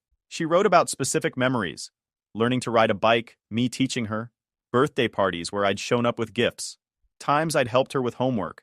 She was trying to remind me of who we used to be to each other, trying to trigger some emotional response that would make me want to reconnect. Standard manipulation tactic, and I recognized it because my therapist had prepared me for exactly this kind of thing. The letter was well written, I'll give her that. Probably went through multiple drafts, maybe even had help from her therapist or Sarah. It hit all the right notes, acknowledged what she did, took responsibility, expressed genuine-sounding remorse, outlined how she'd changed, asked for nothing except a chance to apologize in person. If I didn't know better, if I hadn't lived through what her lie did to me, it might have been moving. But I did know better, and I recognized the letter for what it was. Not really an apology for my benefit, but a step in Melissa's healing process. Her therapist probably suggested it. Write a letter to the person you wronged, express your feelings, take accountability. Good therapeutic technique? Sure. But the purpose was to help Melissa feel better, not to actually make amends to me. I read it once, then put it through the shredder. Not out of anger or spite, just pure practicality. That chapter of my life was closed. Some people online have told me I should have at least responded, that I should give her a chance, that holding on to anger is toxic. But here's what those people don't understand. I'm not holding on to anger. I'm not consumed by resentment. I'm not plotting revenge or enjoying their suffering. I'm just indifferent. The opposite of love isn't hate, it's apathy. And I'm completely apathetic about my former family. They're strangers now, people I used to know, like old classmates you run into at the store and exchange pleasantries with before moving on with your day. Except I don't even want the pleasantries. An apology doesn't erase what happened. It doesn't give me back the job I lost, the friends who abandoned me, the year I spent as a social pariah. It doesn't undo the panic attacks I had every time someone looked at me wrong, or the paranoia that made me record every interaction with another human being. It doesn't compensate for having to start my entire life over from scratch at 32 years old. Melissa's apology was for her benefit, not mine. She wanted to feel better, wanted to absolve herself of guilt. That's human nature, I get it. But I didn't owe her that comfort. I didn't owe her anything. Sarah called me again after Melissa's birthday, said I'd broken her daughter's heart by not showing up. I pointed out that Melissa broke my entire life with her lies, so we were hardly even. Sarah said I was holding a grudge against a teenager. I said I was protecting myself from people who'd proven they couldn't be trusted. Big difference. My parents tried one more time about 6 months ago. They're getting older, started with the whole life's too short and family is everything routine. My mom sent me a message saying she wasn't getting any younger, that she wanted to see me before she died, that holding grudges was exhausting. Classic guilt trip. My dad followed up with something about how he'd made mistakes as a father, but he was trying to make it right. And wasn't that worth something? I thought about ignoring them completely. Then I realized that if I didn't meet with them, they'd keep trying different approaches, different guilt trips, different angles. So I agreed to meet for coffee, one time, to make my position clear enough that they'd finally accept it. They said everyone had apologized, that it was time to move on, that I was being unfair by punishing them forever. We met at a neutral location, some chain coffee shop halfway between our areas. I got there early, picked a seat near the exit, brought a book so I'd have something to do if they were late. They weren't. Showed up right on time, looking nervous. I met them for coffee. Only time I'd seen them face to face in 3 years. They looked older, more tired. My mom had more gray hair than I remembered. My dad had lost weight, looked smaller somehow. Part of me felt bad for them. The rest of me remembered what they'd put me through. They sat down, ordered coffee they barely touched. My mom cried through most of it, dabbing at her eyes with napkins she'd brought specifically for this purpose. My dad did his stoic thing, but I could tell he was emotional too. His hands were shaking when he lifted his coffee cup. They said they missed me, that family gatherings weren't the same without me, that they'd made a mistake by not supporting me from the start. My mom talked about how empty the holidays felt, how she'd set a plate for me at Thanksgiving out of habit, and then cried when she realized I wasn't coming. My dad mentioned my birthday, how they'd sent a card that came back marked "Return to Sender" because I'd changed addresses without telling them. They were trying to show me how much my absence hurt them, how much they wanted me back. I listened to everything they had to say. Didn't interrupt, didn't argue, just let them get it all out. When they finally stopped talking and looked at me expectantly, I laid it out for them plain and simple. When Sarah accused me, you didn't ask questions. You didn't call me aside and say, "What happened? Tell us your side." You just assumed I was guilty. You let me walk out of that barbecue alone, knowing what people were saying about me, and you didn't reach out once during the investigation. Not once. You let me go through months of hell completely alone, let my life fall apart without even checking if the story made sense. That told me everything I needed to know about where I stood in this family. My mom tried to interrupt, to explain, but I held up my hand. I'm not done. You've apologized now, and I appreciate that. I really do. But an apology doesn't create trust. Trust is built over time through actions, and you destroyed 30+ years of trust in one afternoon. I'm not interested in rebuilding. I have a good life now, with people who respect me and believe in me. People who gave me the benefit of the doubt when things got complicated, who stood by me, who asked questions before making judgments. I don't need the stress of wondering if you'll throw me away again the next time someone makes an accusation. My dad started to speak, something about how they'd never make that mistake again, but I cut him off. You don't know that. You can't know that. Because when it mattered, when I needed you most, you failed. Not because you're bad people, but because you're human. You panicked, you believed the worst, you protected yourselves. I get it, but I'm protecting myself now, and that means keeping distance from people who've proven they can't be trusted when things get scary. My mom said I was being too harsh, that everyone deserves a second chance. I told her she might be right, but I was choosing not to give one. That was my choice to make, just like it was her choice to believe I was guilty without evidence. We haven't spoken since. The thing is, I don't think about them much anymore. Occasionally, something will remind me of the old days, some random memory of Sunday dinners or holiday traditions, and I'll feel a twinge of something. Not quite sadness, not quite nostalgia, just acknowledgement that things used to be different. But then I remember what they put me through, and that feeling disappears fast. Gets replaced by this quiet satisfaction that I got out, that I built something better, that I'm not stuck in a cycle of people who treat family as disposable. My girlfriend and I hit the 2-year mark last month. She's incredible, honestly. Works in marketing, has this great sense of humor, challenges me in good ways. We moved in together about 6 months ago, got a place with an extra bedroom we're using as a home office. She knows the broad strokes of what happened with my family, that there was a false accusation that destroyed those relationships, but she hasn't pushed for details. Said when I'm ready to tell her everything, she'll listen, but she's not going to pressure me. That level of respect, of understanding boundaries, that's what real support looks like. She didn't need to know every detail of my past to trust me in the present. She judged me based on my actions, my character, how I treated her and others. Novel concept, right? We have a good group of friends now. Couples mostly. People we met through work or hobbies. We do game nights, dinner parties, weekend trips. Normal stuff that I thought I'd never have again after everything fell apart. These people know me as the guy who's good at trivia, who makes terrible jokes, who's weirdly competitive about board games. Not as the guy who was accused of something terrible. That's the gift of starting over. You get to be whoever you are now, not whoever you were when your life exploded. Some people have told me I'm too unforgiving, that I should let it go and reconnect with my family.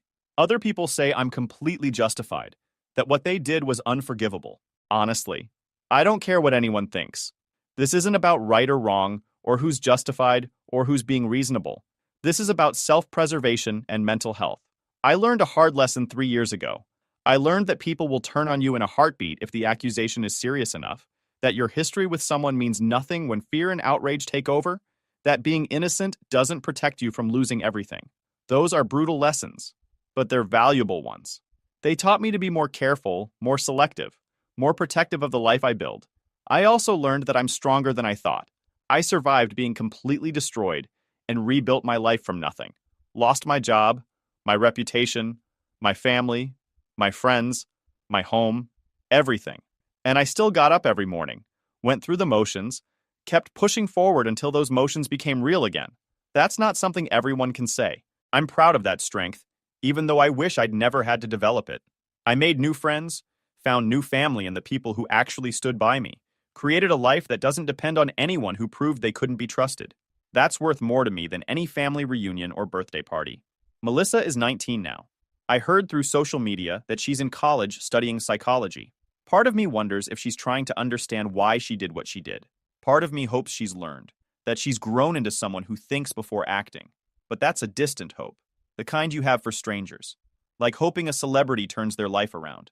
Detached, impersonal. She's been in therapy consistently since the confession. I genuinely hope it helps her. Not for my sake, but for hers. Maybe she'll become a decent person. Maybe she already is one. Doesn't matter to me either way. Sarah reached out recently with a new approach. Melissa was struggling with severe anxiety and guilt. Her therapist suggested meeting might help. Sarah asked if I'd do a mediated conversation. Offered to pay, do it anywhere, anytime. Just once. Just a chance for Melissa to say what she needed. I told her no. My life is peaceful now. I have a girlfriend I'm serious about. We talked about engagement last week. I'm up for another promotion. I play basketball Wednesday nights. I'm learning guitar. Trip to Colorado next month. Opening that door means inviting chaos back in. I'm not willing to do that. Every interaction with my former family has been draining, full of guilt trips and manipulation. I don't owe them anything. The last message I sent to Sarah was pretty clear. I told her I understood that Melissa was struggling, that I genuinely hoped she found peace and healing. But I also told her that my healing required distance from everyone involved, that I'd worked hard to build a life that didn't include them, and I wasn't going to compromise my mental health for theirs. I wished them well and asked them not to contact me again. She sent back a long message about closure, about how Melissa would never truly heal without facing me, about how I was being selfish. I didn't respond. Block that number too.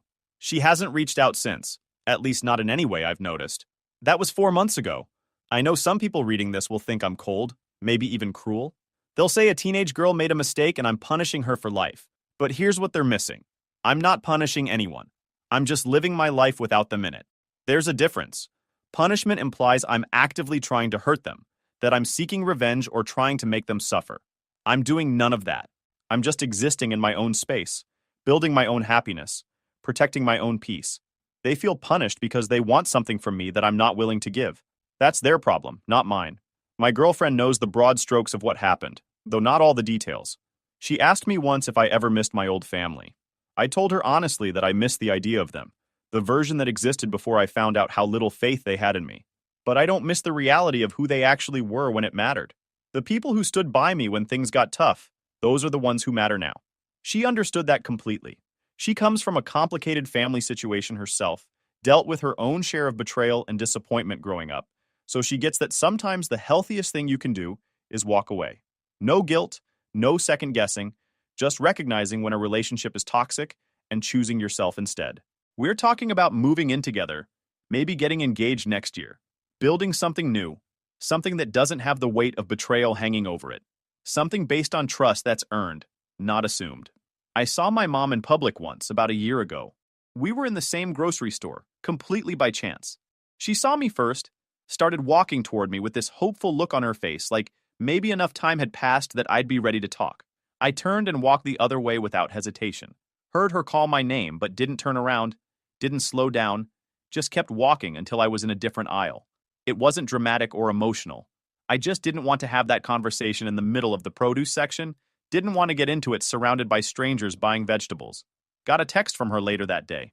She said it hurt to see me walk away like that she just wanted to talk for a few minutes. I texted back that I understood, but I'd made my position clear and nothing had changed. She said she'd keep hoping I'd change my mind someday. I told her she was welcome to hope, but not to expect anything. That was the last direct contact we had. Recently, I found out through social media stalking by accident that Melissa posted something vague about forgiveness and learning from mistakes. Didn't mention me by name, but it was pretty obvious what she was talking about. Comments were full of people supporting her, saying everyone deserves forgiveness, that holding grudges is toxic. I didn't respond or react to the post. Didn't even care enough to feel annoyed. That's someone else's drama now. Someone else's story. I'm just living my life. My life now is pretty simple and straightforward, honestly. Work, gym, spending time with my girlfriend and our friend group, working on my hobbies. I picked up woodworking last year, built a bookshelf that actually turned out decent. Thinking about getting a dog. Normal stuff, boring stuff, the kind of life people take for granted until they've had to rebuild it from scratch. People ask if I'll ever reconcile with my family. My answer is always the same. Never say never, but I'm not holding my breath. If reconciliation happens, it'll be because something fundamental changes, not because enough time has passed or because they've apologized enough. And honestly, I'm not sure what that fundamental change would even look like. Trust isn't something you can rebuild through apologies and time alone. It's rebuilt through consistent action over years, through proving you've changed, through demonstrating that you understand what you did wrong and why it matters. My family hasn't done any of that. They've just apologized and expected me to come back, like saying sorry is some magic reset button. It's not. YouTube just dropped this new hype feature. If you're hooked on this story, smash that hype button. It tells YouTube this video deserves to blow up, and it keeps even crazier stories coming your way. Parents didn't notice that I moved to another state. They were busy with my golden child brother, and now, after they found out I am rich, they are calling to reconcile. Hey there, we put a lot of effort into finding the best stories for you. If you're enjoying them and want to help us out, don't forget to hit that subscribe button. It really supports our channel. Now let's start the video. OP starts by saying, "Hey, Reddit. I've been lurking here for a while, reading other people's stories about their messed up families, and I finally decided to share mine. I don't know if anyone's going to read this, but honestly, just typing it out feels like a relief. Let me start from the beginning. My name's Ethan, and if I had to describe my family dynamic in one word, it'd be lopsided. Growing up, my parents, Mark and Linda, didn't just have favorites, they had a favorite. My younger brother Ryan was the golden child. He was their pride and joy, the one they doted on, praised, and supported in every possible way. And me? I was the invisible one, the kid who got just enough attention to keep me alive, but not enough to feel like I mattered. Ryan was one of those kids everyone loved to be around. He had that magnetic energy, always smiling, always talking, always charming people. From the moment he could walk, my parents acted like he was some kind of miracle. I, on the other hand, was quieter and more reserved. I liked books, drawing, and tinkering with little projects in my room. I wasn't the type of kid who lit up a room, and I guess that made me less interesting to them. The favoritism started small. When we were little, Ryan got more toys than I did. At first, I thought maybe it was because he was younger and my parents were trying to make him happy. But as we got older, it became clear that this wasn't about his age. It was about him being their star, and me being, well, the other kid.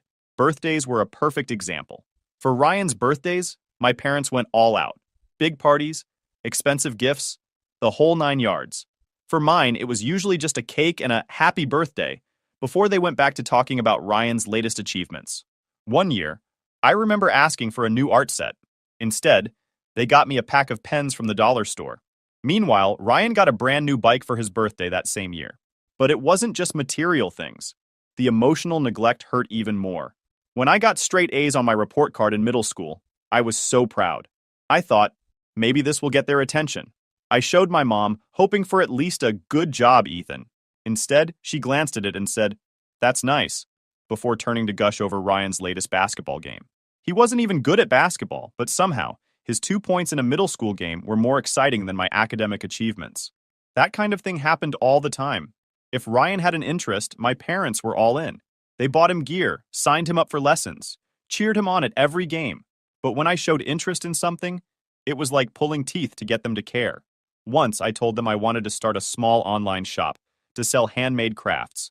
I'd been saving up for months and needed a little extra money to buy supplies. My dad laughed and said, "You don't need to waste your time on that.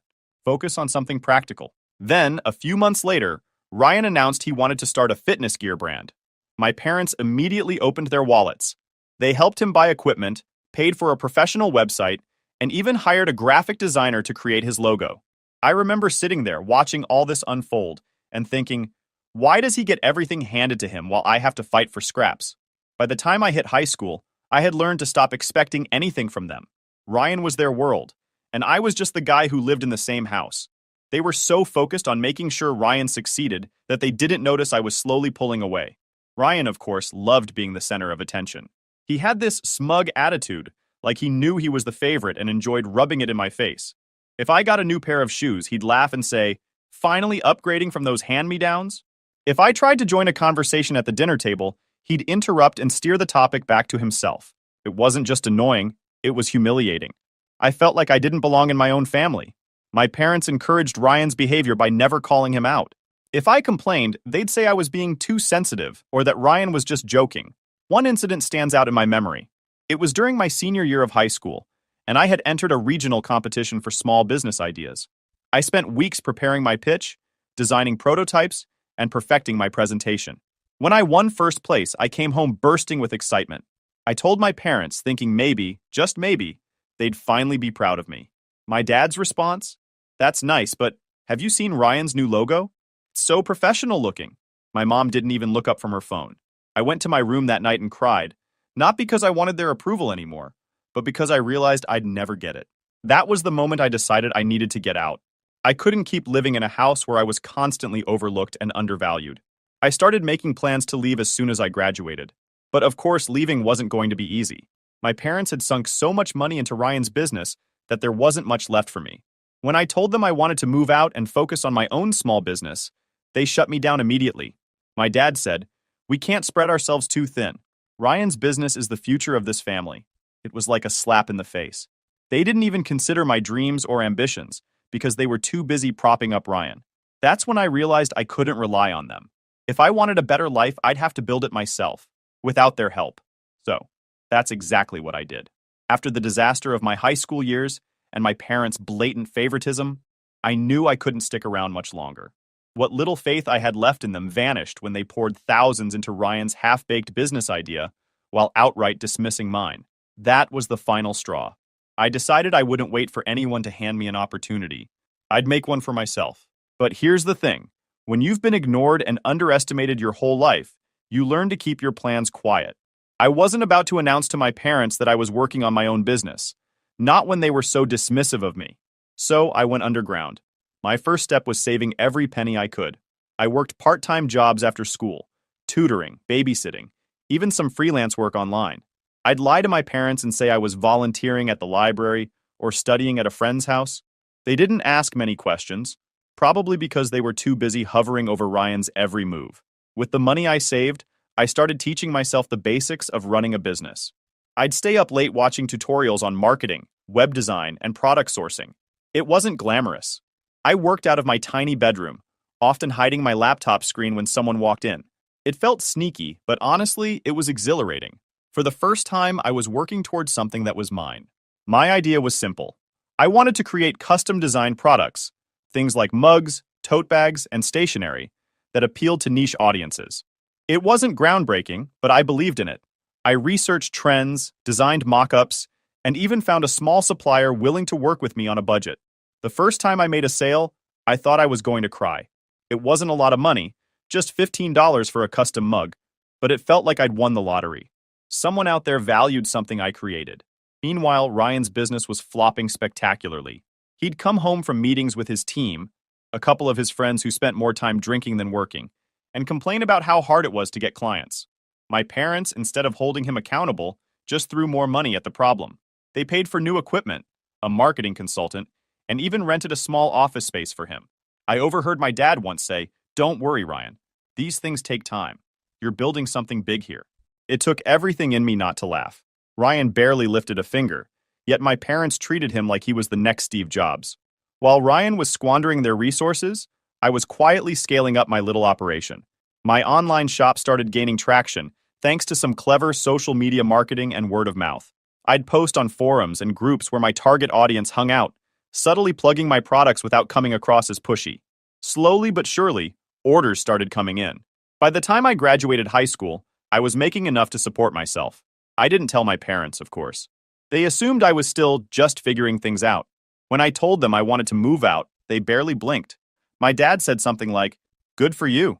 Maybe you can help Ryan with his business now that you'll have more time." I had to bite my tongue to keep from snapping. Instead, I just smiled and said, "Sure, Dad." What they didn't know was that I wasn't moving out to help Ryan or to stay close to home. I'd already found a small office in another state, far enough that they wouldn't drop by unannounced. It wasn't anything fancy, just a single room with peeling wallpaper and a creaky chair. But it was mine. I signed the lease the day after graduation. For the first time in my life, I felt free. For the first time in my life, I felt free. Setting up my office was one of the happiest moments of my life. I spent days rearranging furniture, setting up my computer, and organizing inventory. It was hard work, and there were moments when I doubted myself, but I loved every second of it. One of the first things I did after moving out was expand my product line. I introduced personalized notebooks and planners, which turned out to be a huge hit. I also started offering custom designs for bulk orders. Think corporate gifts or wedding favors. The business grew faster than I expected. Within a year, I was making enough to hire a part-time assistant to help with packing and shipping. By the second year, I'd upgraded to a larger office and brought on 2 more team members. Meanwhile, my parents still thought I was working a side job and occasionally helping Ryan. They didn't ask for details, and I didn't offer any. It was almost funny how little they cared about what I was actually doing. Ryan, on the other hand, was struggling more than ever. His business had completely tanked. The office my parents rented for him was empty most days, and his website hadn't been updated in months.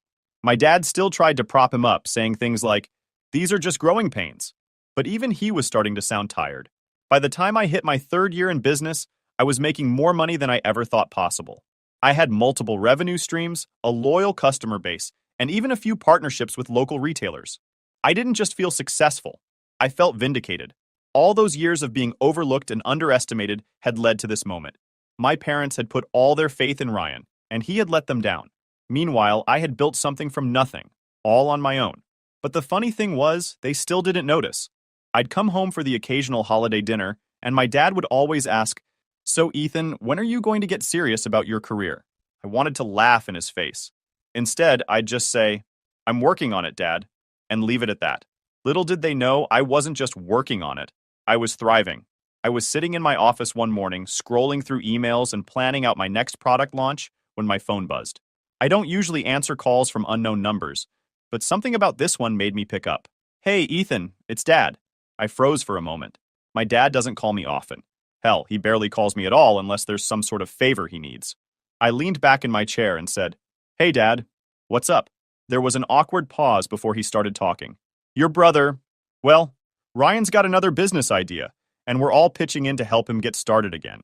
He really wants to get it right this time." I felt my stomach twist. It wasn't anger exactly. It was more like disappointment, that familiar weight I'd been carrying since I was a kid. "Okay," I said cautiously, waiting for the inevitable ask.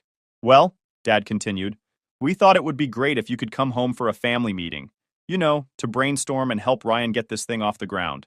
And there it was, the real reason for the call. I laughed. I couldn't help it. "You want me to help Ryan with another business idea?" "Don't laugh, Ethan. He's learned a lot since the last one didn't pan out, and families should stick together during times like this. I leaned forward, resting my elbow on my desk. Dad, with all due respect, why would I do that? You've never once asked me for help before.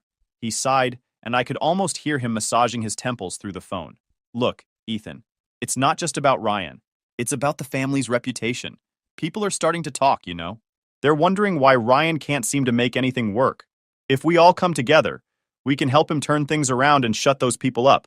That's when it hit me. This wasn't about family. It wasn't about Ryan. It was about appearances. As always. My parents didn't want to help Ryan because they believed in him. They just didn't want to look bad in front of their friends and neighbors. I'm sorry, Dad, I said, trying to keep my voice steady. I've got my own business to run. I don't have time to play cheerleader for Ryan. That's when the guilt trip started. My dad launched into a monologue about how much they'd sacrificed for us, how hard it was to raise two boys, and how I should be grateful for everything they'd done. I stayed silent, letting him ramble. When he finally ran out of steam, I said, I'm not coming home, Dad. I've got too much on my plate. The line went quiet for a moment, and then he said, if you don't come, we'll stop supporting you financially. I almost laughed again. Dad, I haven't needed your money in years. Stop pretending like you've been supporting me. There was a long pause. What's that supposed to mean? It was petty, but I couldn't resist. It means I've been running my own business for the past few years. I'm doing fine without your help. I could hear the disbelief in his voice. You're joking. I'm not. I've got a thriving business, Dad. I'm making more than enough to take care of myself. So no, I won't be coming home to help Ryan. There was a long silence, and then he hung up without another word. I thought that was the end of it, but of course it wasn't. The next day, my mom called. Ethan, sweetheart, we need to talk. Her voice was soft, almost pleading, but I knew better than to fall for it. What do you need, Mom? She sighed dramatically. It's about Ryan. He's been so stressed lately, and your father and I are worried about him. We think it would mean a lot to him if you came home and supported him. He's your brother, after all. I gritted my teeth. Mom, I'm not coming home. I have my own life, my own business. Ryan's problems aren't my responsibility. But we're a family, she said, her voice breaking like she was on the verge of tears. You can't just turn your back on us. Mom, I didn't turn my back on you. You turned your back on me a long time ago. I'm not going to drop everything just because Ryan needs another bailout. She sniffled, but I didn't feel an ounce of sympathy. For years, I'd craved their approval, their attention, their support. Now that I didn't need any of those things, they suddenly wanted me to play the role of the perfect son. Ethan, she said, her voice steadier now. We just want what's best for everyone. Can't you see that? No, Mom, I said firmly. You want what's best for Ryan. You always have. I'm done being second place in this family. I hung up before she could respond. Over the next week, the calls kept coming. My dad left angry voicemails, accusing me of being selfish and ungrateful. My mom sent me long texts about the importance of family and how I was breaking her heart. I ignored them all. But then, something unexpected happened. One of my friends from high school reached out and said my dad had been asking around about me. Apparently, he'd gone to the local college I was supposed to be attending and tried to pull my records. When they told him I wasn't a student there, he completely lost it. I could only imagine the look on his face when he realized I'd been lying to him for years. A few days later, I got another call from my dad. This time, he was furious. What the hell have you been doing with all the money we sent you for tuition? I couldn't hold back my laughter. I used it to build my business, Dad. Thanks for the seed funding. You lied to us, he shouted. Do you have any idea how embarrassing this is? For who? I shot back. You? Ryan? Because I'm doing just fine. He tried to lecture me about trust and respect, but I cut him off. You want to talk about trust? Spect? Where was that when I needed it? When I was busting my ass to succeed and you couldn't even bother to notice? He hung up on me again. That's where things stand now.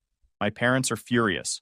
Ryan's probably sulking, and I'm just sitting here, finally feeling free. I thought the chaos would die down after I dropped the truth bomb on my dad about my business and my independence. But I was wrong.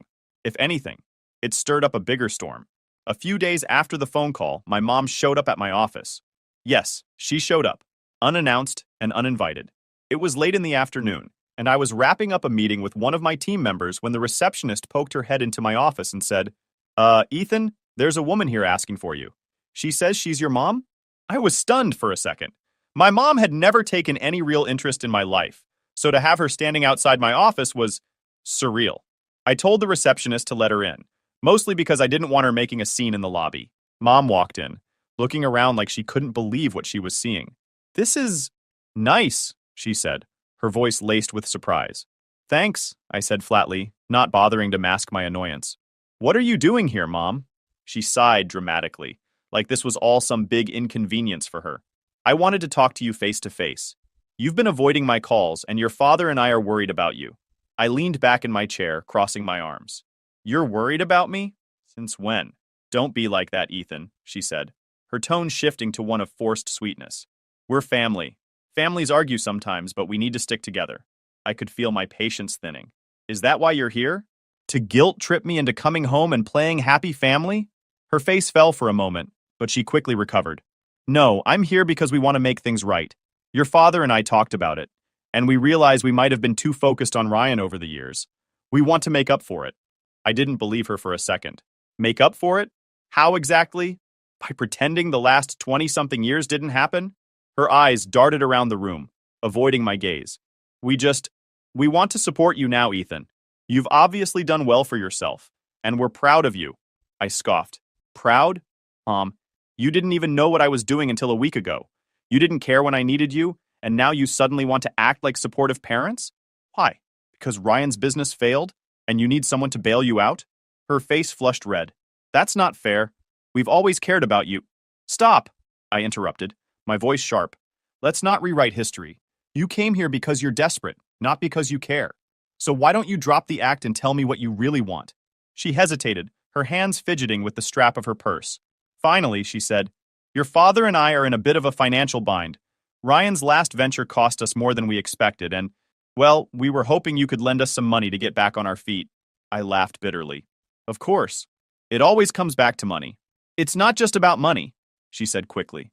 "We want to rebuild our relationship with you too. This could be a fresh start for all of us."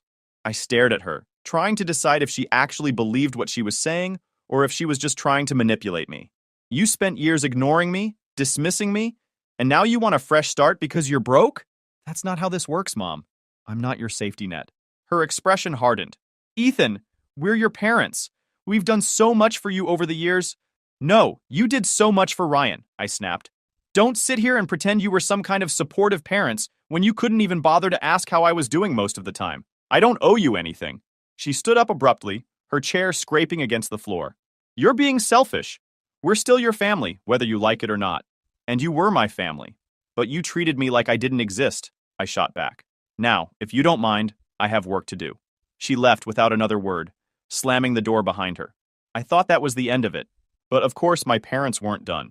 A few days later, I got another surprise visitor. Ryan. He showed up at my office looking like a mess, unshaven, disheveled, and desperate. I almost didn't recognize him. "Ethan," he said as he walked in. "Can we talk?" I sighed, leaning against my desk. "What do you want, Ryan?" He sat down heavily, running a hand through his hair. "Look, man, I know things haven't been great between us, but I really need your help right now." I raised an eyebrow. "You need my help? That's a first." He flinched but pressed on. "I screwed up, okay? Thought I could handle everything, but I couldn't. And now Mom and Dad are blaming me for all their problems. They're saying it's my fault the business failed, my fault they're broke. Isn't it?" I asked bluntly. He looked at me, hurt, flashing in his eyes. "I didn't mean for things to turn out this way. I thought I could make them proud, you know? But now, they're turning on me, and I don't know what to do." I folded my arms, staring at him. "So you came to me because what? You think I can fix everything?" "I don't know," he admitted, his voice breaking. I need someone to have my back. Please, Ethan." I shook my head. "You've got some nerve coming to me after everything. You bullied me, Ryan. You treated me like crap while Mom and Dad cheered you on. And now you want me to save you?" "I'm sorry," he said quietly. "I was an idiot back then. I didn't realize how much I was hurting you." "Too little, too late," I said firmly. "I've moved on, Ryan. I built a life for myself without any of you. I'm not going to let you drag me back into the mess you created." He sat there for a moment, his shoulders slumped before standing up. "I guess I deserve that," he said. "But for what it's worth, I really am sorry." I didn't say anything as he walked out the door. Since then, I haven't heard from any of them. My phone's been blissfully silent, and I've been focusing on my business and my life. For the first time in years, I feel like I'm in control. I thought I'd seen it all after my parents and Ryan tried to guilt trip me into helping them. I thought I could finally put all their drama behind me and move forward with my life. But life, as it turns out, has a funny way of throwing one last curveball when you least expect it. About a month after Ryan's desperate visit, I got a letter in the mail. Not an email, not a text, an actual letter. I can't remember the last time anyone had written to me, so I was intrigued enough to open it.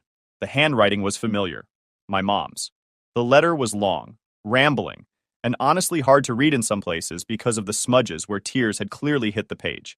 She started with the usual, how she and my dad missed me, how they regretted everything that had happened, and how much they loved me. But then it took a turn. Apparently, things at home had gotten even worse. The house they'd lived in for decades was gone. My parents had over-leveraged everything they had to fund Ryan's businesses, and when the last one failed, they couldn't keep up with the mortgage payments. They'd been evicted a few weeks ago and were now living in a tiny apartment on the outskirts of town. Ryan, the golden child, had cut and run. He'd taken what little money he had left and moved in with a friend 2 states over. He wasn't answering their calls, and my parents were furious. My mom wrote that she couldn't believe Ryan would abandon them after everything they'd done for him. It was ironic, really. They had spent their entire lives bending over backward for Ryan, showering him with love, support, and resources, only for him to leave them high and dry when things got tough. Meanwhile, the son they'd ignored, the one they'd dismissed as too sensitive or not ambitious enough, was the only one still standing. The letter ended with a plea. My mom begged me to come back, to forgive them, and to help them rebuild their lives. She said they didn't have anyone else to turn to, that they'd learned their lesson, and wanted to make things right. I put the letter down and sat in silence for a long time. Part of me wanted to believe her. Part of me wanted to be the bigger person, to go back and try to fix what was left of our family. After all, they were still my parents. And despite everything they'd done, or hadn't done, I couldn't completely shut off the part of me that craved their love and acceptance. But then I thought about all the years I spent waiting for them to care about me. All the birthdays and holidays where I was an afterthought. All the times they made it clear that Ryan was their priority, and I was just the background character in their perfect little family narrative. I couldn't go back. A few weeks after I got the letter, I heard from my aunt, the only extended family member I still kept in touch with. She called me out of the blue, her voice low and hesitant. "Ethan, I don't know if you've heard, but your parents are in real trouble." "I figured," I said, not bothering to hide my lack of sympathy. "They lost the house," she continued. "But it's worse than that. Mark, your dad, he had a big argument with one of his old clients, and it's blown up into a lawsuit. They're being sued for damages, and if they lose, they'll have nothing left." I rubbed my temples. "What do you want me to do about it?" She hesitated. "I'm not saying you owe them anything, Ethan. God knows they've treated you terribly. But they're your parents. I just thought you should know." I thanked her for letting me know and hung up. That night, I couldn't stop thinking about everything. My parents had made so many bad decisions, so many mistakes, but at the end of the day, they were still human. Flawed, selfish, and short-sighted. Sure, but human nonetheless. I wasn't going to swoop in and save them. I wasn't going to pour my hard-earned money into their endless pit of bad choices. But I decided I could give them one thing: closure. I called my mom the next day. She picked up on the first ring, her voice shaky and emotional. "Ethan, is that you?" "It's me," I said. "Oh, thank God," she whispered. "I've been praying you'd call. How are you? Are you okay?" "I'm fine," I said, keeping my tone neutral. "I just wanted to talk." She started crying, real guttural sobs that made me feel uncomfortable. After a few moments, she composed herself enough to speak. "Ethan, I'm so sorry. For everything. For how we treated you. You didn't deserve that. None of it." "I know I didn't," I said. "And I appreciate the apology, but it doesn't change what happened." She sniffled. "I know, I don't know how to fix this." "You can't fix it," I said bluntly. "It's too late for that. But you can learn from it. Maybe someday we can have a relationship, but it's going to take time, and it's going to take real effort from you and Dad. We're willing to do whatever it takes," she said quickly. "We'll prove it to you, Ethan. I promise." I didn't respond right away. I knew better than to put too much stock in her promises. "Take care of yourselves," I said finally. "That's all I can say right now." We hung up, and I felt an odd sense of peace. For the first time in my life, I felt like I was in control of my relationship with my family. Final update. Hey Reddit. It's me again. I know I said I was done with my parents and their drama, but life has a way of complicating things. I've been sitting with everything for the past few months, and I realized something. No matter how much they've hurt me, they're still my parents. That doesn't mean I'm forgiving everything overnight or pretending it didn't happen. It just means that I couldn't shake the thought of them struggling, homeless, and hopeless. As much as I wanted to stay detached, the idea of walking away entirely started to feel wrong. So, after a lot of internal debate, I decided to step in, not to fix their lives, but to give them a fighting chance to fix it themselves. I made one thing clear to myself. This wasn't about being the hero or proving a point. This was about setting boundaries and doing what I felt was right. A few days ago, I drove to the tiny apartment my parents had moved into after losing the house. I hadn't told them I was coming, and I wasn't sure what to expect. When I knocked on the door, my mom answered. She looked older than I remembered, more worn down. Her eyes widened when she saw me. "Ethan," she whispered, "you came." "Yeah," I said, stepping inside. The apartment was small, cluttered, and depressing. My dad was sitting on the couch, flipping through a stack of papers. He looked up when he heard my voice. "Ethan," he said gruffly, standing up. "What are you doing here?" I looked between the two of them and took a deep breath. "I'm here because I've been thinking about everything, and I've decided I want to help. Not because I owe you anything, but because I want to." My dad's face twisted in confusion, while my mom's eyes filled with tears. "Ethan, you don't have to do this," she said. "We don't deserve it." "You're right," I said bluntly. "You don't, but that's not the point. I'm not here to rehash the past. I'm here to give you a chance to get back on your feet. That's it. No strings attached, no guilt trips. Just a chance." My dad sat back down heavily, running a hand through his hair. "How?" he asked after a long silence. "I'll help cover your immediate debts, rent, basic bills, stuff like that, but only temporarily," I explained. "And I'll help you figure out a plan to get back on track. But that's it. The rest is on you." They both nodded, stunned into silence. Over the next few days, I sat down with them and went through their finances. It was worse than I thought. They were drowning in credit card debt, overdue bills, and the fallout from my dad's lawsuit. Ryan's failed businesses had left them with nothing but broken promises and unpaid loans. I helped them set up a budget, arranged for some of their smaller debts to be consolidated, and even paid a couple of urgent bills to keep the lights on. It wasn't easy seeing how far they'd fallen, but I kept reminding myself that this was a temporary arrangement. There were a few tense moments, of course. My dad had a hard time swallowing his pride, and my mom kept trying to apologize for everything. I told her that apologies were fine, but what I really needed was for them to take responsibility for their lives moving forward. "This is the last time I'm doing this," I said firmly. "After this, you're on your own." They both nodded, and for once, I believed they understood. The hardest part was facing my own emotions. Every time I handed them money, or sat down to help them figure out a problem, a part of me wondered if I was being stupid, if I was setting myself up to be taken advantage of again. But another part of me felt like I was finally closing the chapter on years of pain and resentment. Helping them wasn't about fixing the past, it was about proving to myself that I could rise above it. It's been a week since I stepped in, and so far things seem to be moving in the right direction. My parents have started looking for part-time jobs, and they're taking the budgeting seriously. I even set up an online bill pay system for them to make things easier. I'm not saying everything's perfect now. There's still a lot of history between us, and it's going to take a long time to rebuild trust. But for the first time in a long time, I feel like we're moving forward instead of just spinning in circles. I'm cautiously optimistic, but I'm also keeping my boundaries firmly in place. If they slip back into old habits, I'll walk away again. No hesitation. But for now, I'm willing to give them this one last chance. Thanks for sticking with me, Reddit. I'll let you know how it goes. Fingers crossed. Dad suspended me from home until I apologized to my golden child sister. I just said, "All right." The next morning, I was gone. And what followed destroyed them all. Sup, Reddit. My dad suspended me from my own house because I defended myself from my sister. I said, "All right," and walked out the next morning. 5 years later, they're begging me to come back while I'm living my best life. Here's how their perfect family fell apart. I'm Justin, 22 male, and this story starts when I was 17. But to understand why I walked out, you need to understand what life was like before that day.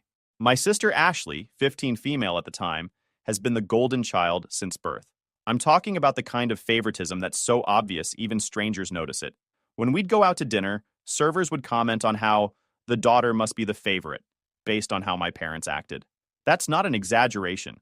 It happened multiple times. Growing up, Ashley got everything she wanted. New clothes every season while I wore hand-me-downs from cousins. The latest phone while I used a 3-year-old model. Dance lessons, art classes, summer camps. Whatever she asked for, she got. Meanwhile, I was told to be responsible and save for college whenever I wanted anything. The rules were different too. Ashley's curfew was whenever she felt like coming home. Mine was 9 p.m. on weekends, even as a senior. She could have friends over any time. I had to ask 3 days in advance, and only if Ashley didn't have plans.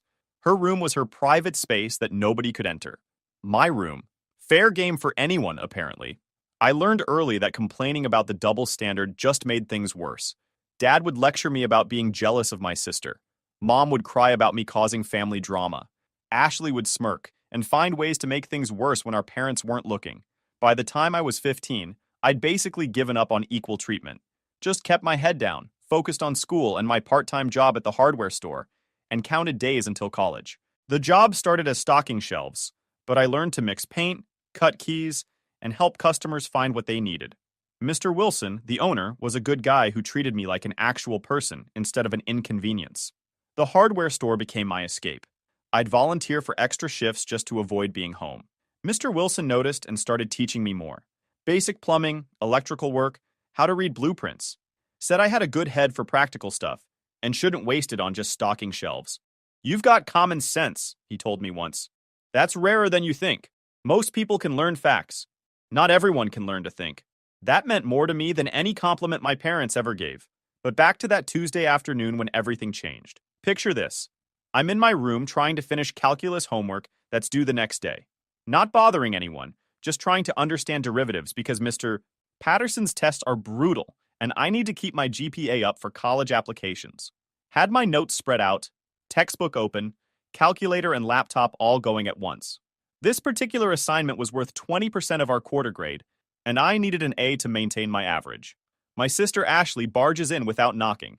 Standard operating procedure for her. She never knocked, never asked permission, just walked into my space like she owned it. This time she wanted to borrow my laptop because hers was charging, and she needed to finish some project that was due tomorrow. "No," I said, not even looking up from my work. "I'm using it." "Come on, Justin. I just need it for like 10 minutes. "Ashley, it's charging right now. Wait 30 minutes. "I can't wait 30 minutes. This is due first period." I looked up at her then.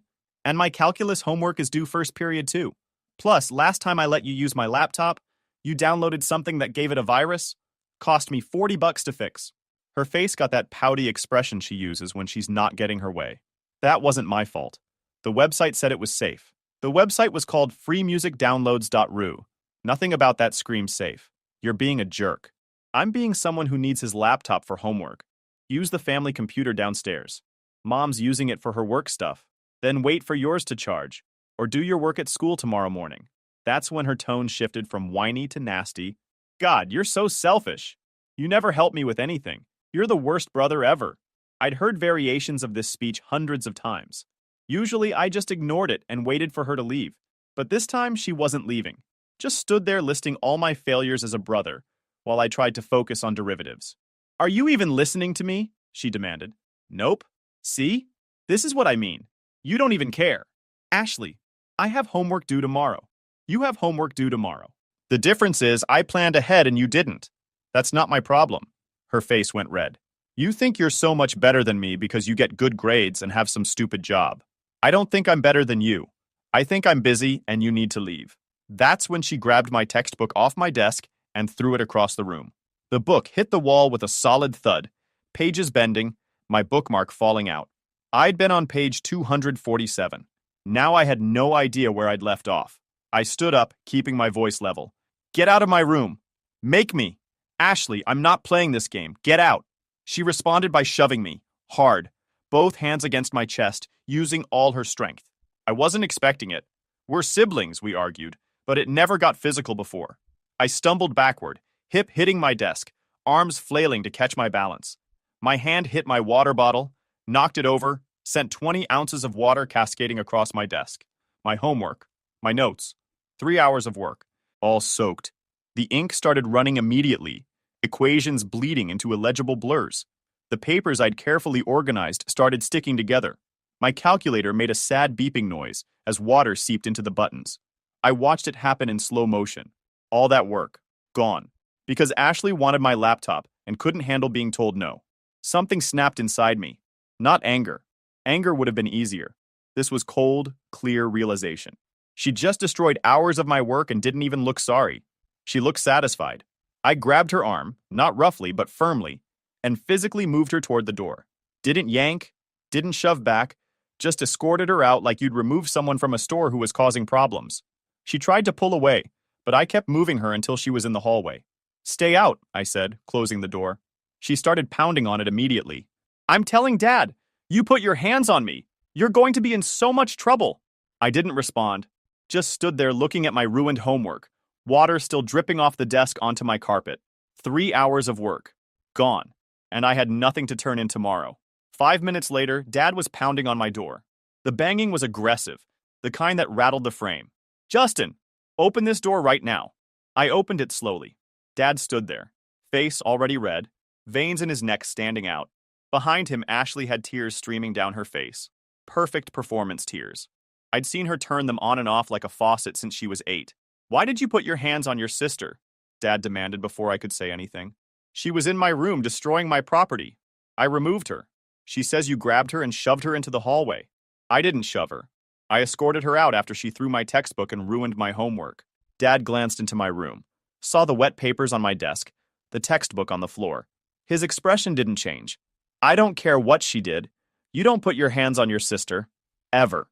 Ashley stood there with that smug look starting to break through the tears. She knew exactly what she was doing. This was a performance, and Dad was her audience. "Look at my desk," I said, pointing. 3 hours of calculus homework. Ruined. Because she wanted my laptop and I said no. "You can redo it," Dad said dismissively. "It's due tomorrow morning. First period. Then you better get started." He crossed his arms. "But first, you need to apologize to your sister." I looked between them. Dad with his self-righteous expression. Ashley with her fake tears and hidden smile. The wet homework dripping onto my carpet. "For what?" I asked. She came into my room, demanded my stuff, destroyed my property, and physically attacked me when I wouldn't give in. "What exactly am I apologizing for?" "For putting your hands on her. Now." I stared at my father, this man who was supposed to protect me, support me, believe me. He'd already decided I was guilty without even asking my side of the story. One look at Ashley's tears, and that was it. Trial over. Verdict reached. "No," I said. Dad's face went from red to purple. "What did you just say to me?" I said no. I'm not apologizing for something I didn't do wrong. Ashley attacked me. I defended myself and my property. I'm not sorry for that. You grabbed your sister and shoved her. I escorted her out of my room after she assaulted me. There's a difference. Ashley's tears were flowing harder now, right on cue. Her shoulders were shaking with sobs that looked real if you didn't know her. But I'd watched her perfect this routine for years.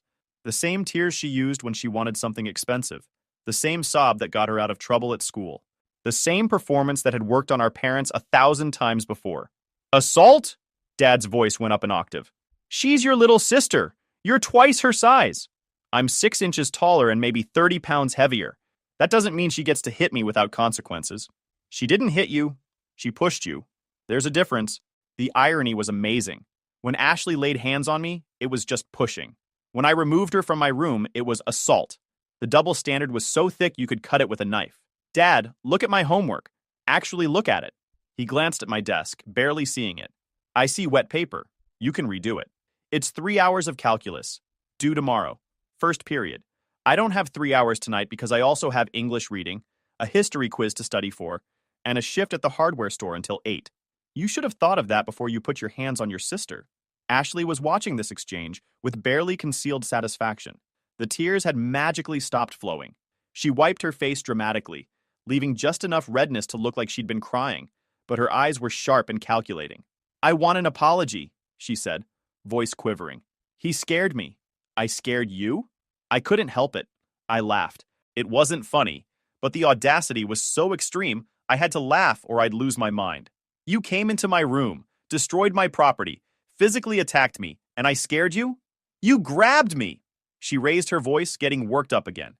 "You hurt my arm!" "Show me the bruise then." She rolled up her sleeve dramatically. There was nothing there, not a mark, because I hadn't grabbed her hard enough to leave any evidence. I'd just firmly moved her toward the door. "It still hurts, even if you can't see it," she whimpered. Dad put his arm around her shoulders. "Justin, apologize to your sister. Now." I looked at this scene. My father comforting my sister who just destroyed my homework and attacked me. Both of them looking at me like I was the villain. neither of them caring about my side of the story. No, I said again, calmer this time, certain. That's when Dad dropped the bomb. Fine, you're suspended. I blinked. Suspended from what? I didn't do anything at school. From this house. You're grounded until you apologize to Ashley. No phone, no computer, no going out with friends, no leaving your room except for school and meals.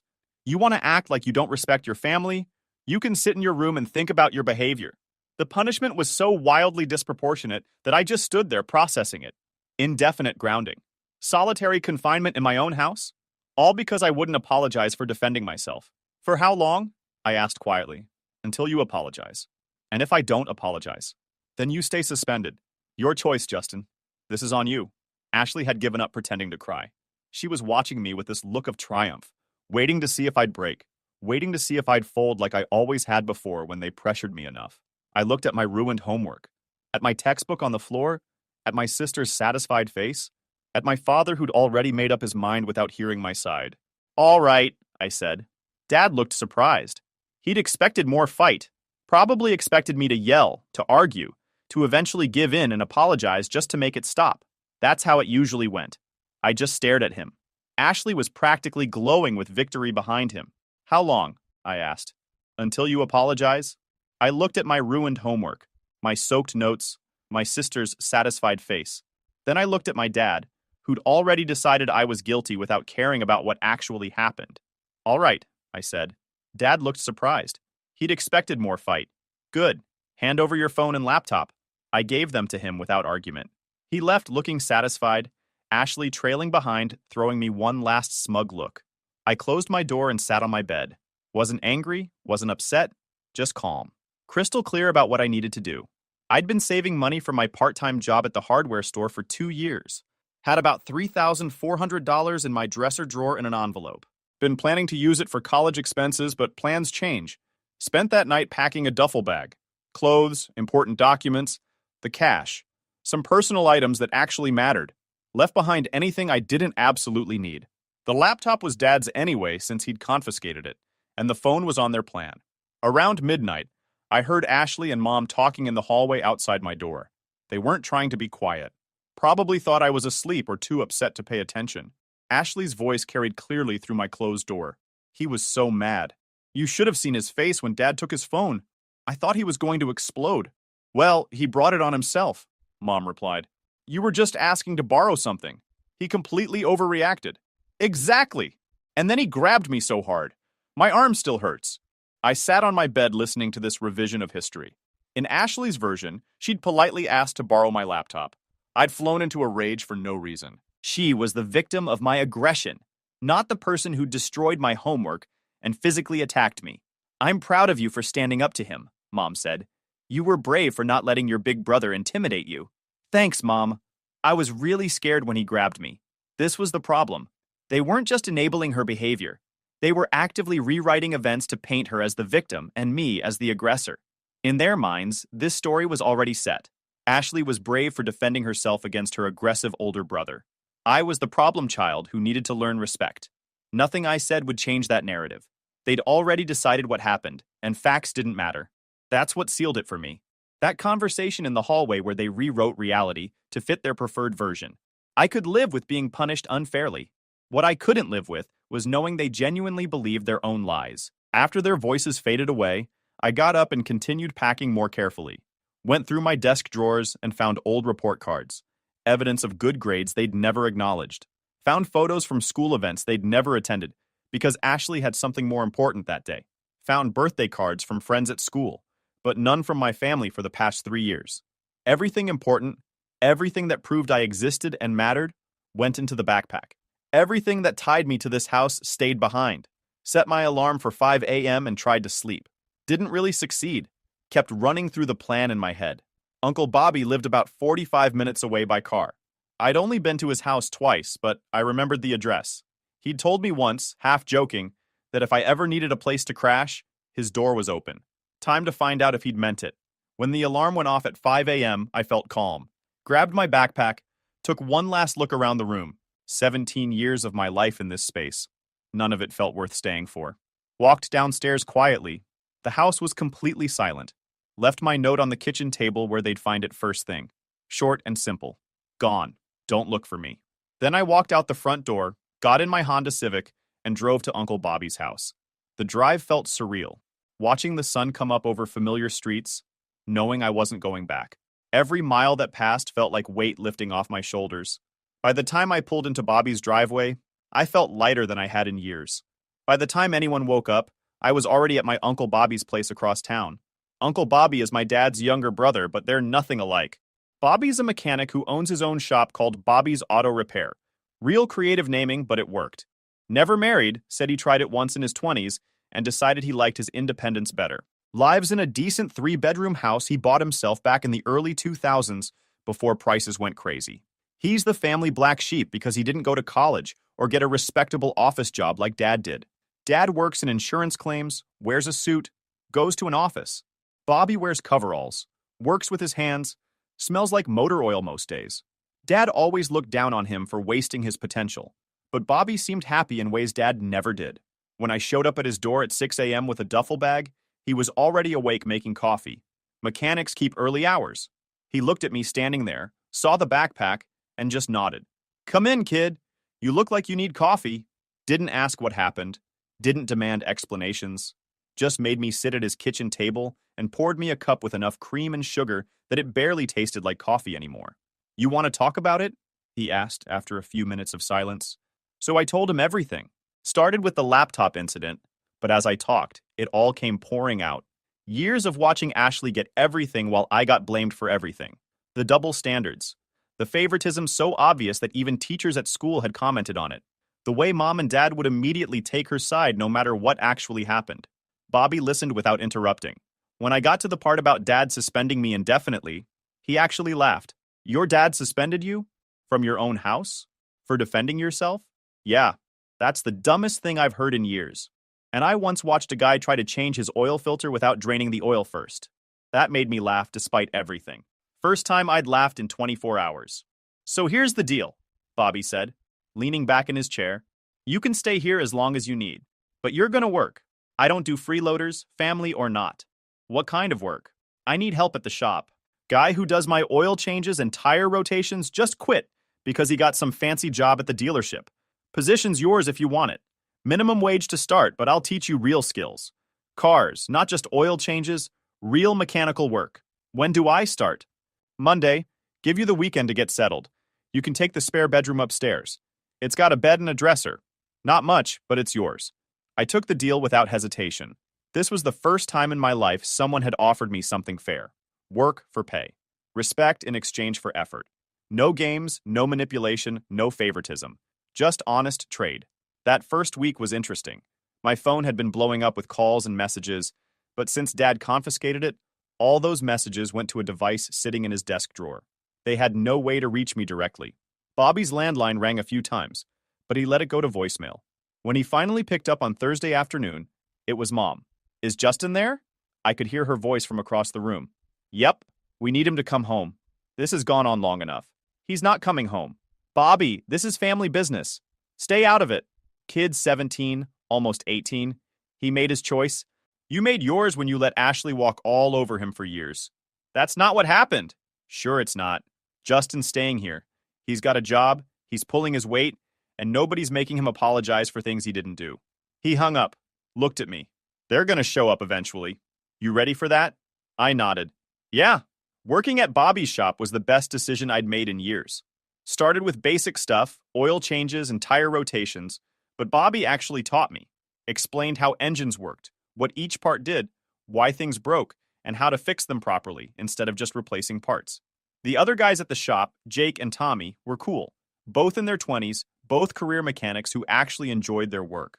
They didn't care about my age or family drama, just cared if I could hand them the right wrench and didn't complain about getting dirty. Jake especially took me under his wing. He'd been working on cars since he was 15, dropped out of high school to apprentice at a shop, now made decent money and owned a nice truck. He taught me the difference between doing a job fast and doing it right. Fast gets you more customers, he explained while we were replacing someone's transmission. Right gets you repeat customers. Repeat customers are what builds a business. Within 2 months, I was handling basic repairs independently. Brake jobs, exhaust work, minor engine diagnostics. Bobby started paying me more, $12 an hour instead of minimum wage. Not a fortune, but honest money for honest work. My 18th birthday came and went without any contact from my family. Bobby got me a toolbox, the kind with all the compartments and a good lock. Jake and Tommy pitched in for a basic tool set to fill it. Now you're official, Bobby said.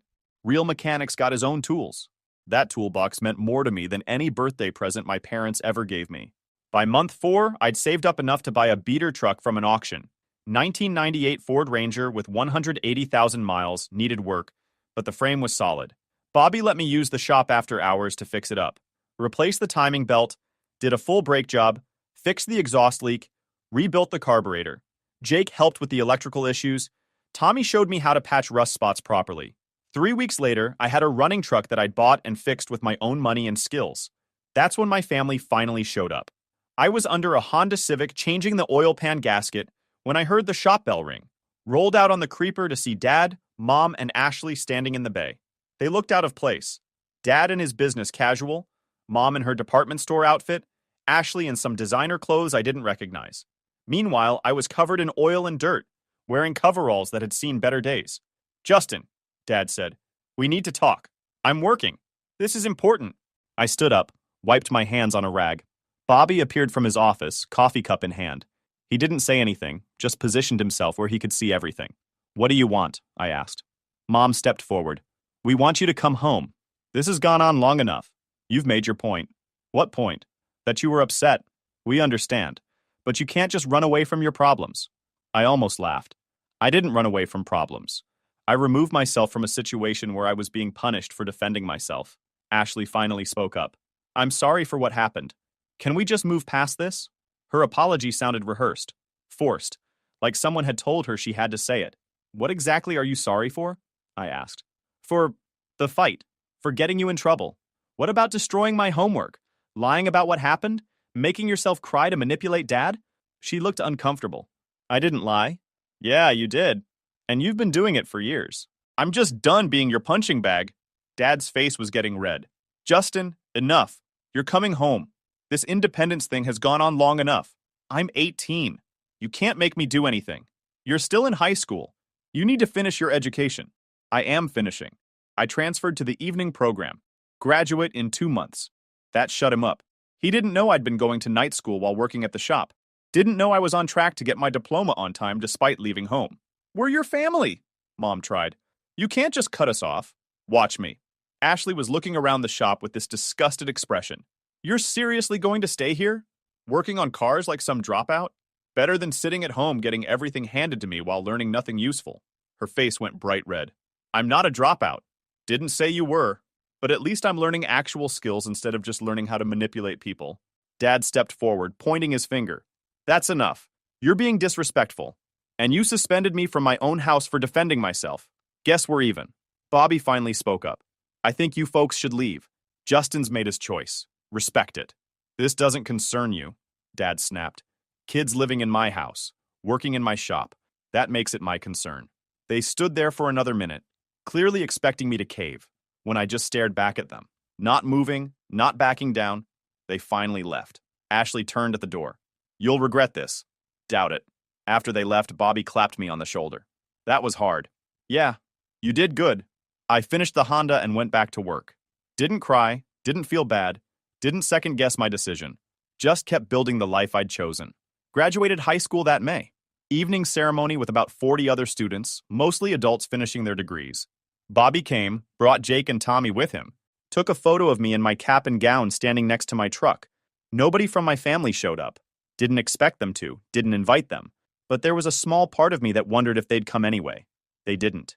2 weeks after graduation, Bobby made me an offer. "You've been here 9 months. Learned fast, work hard, customers like you.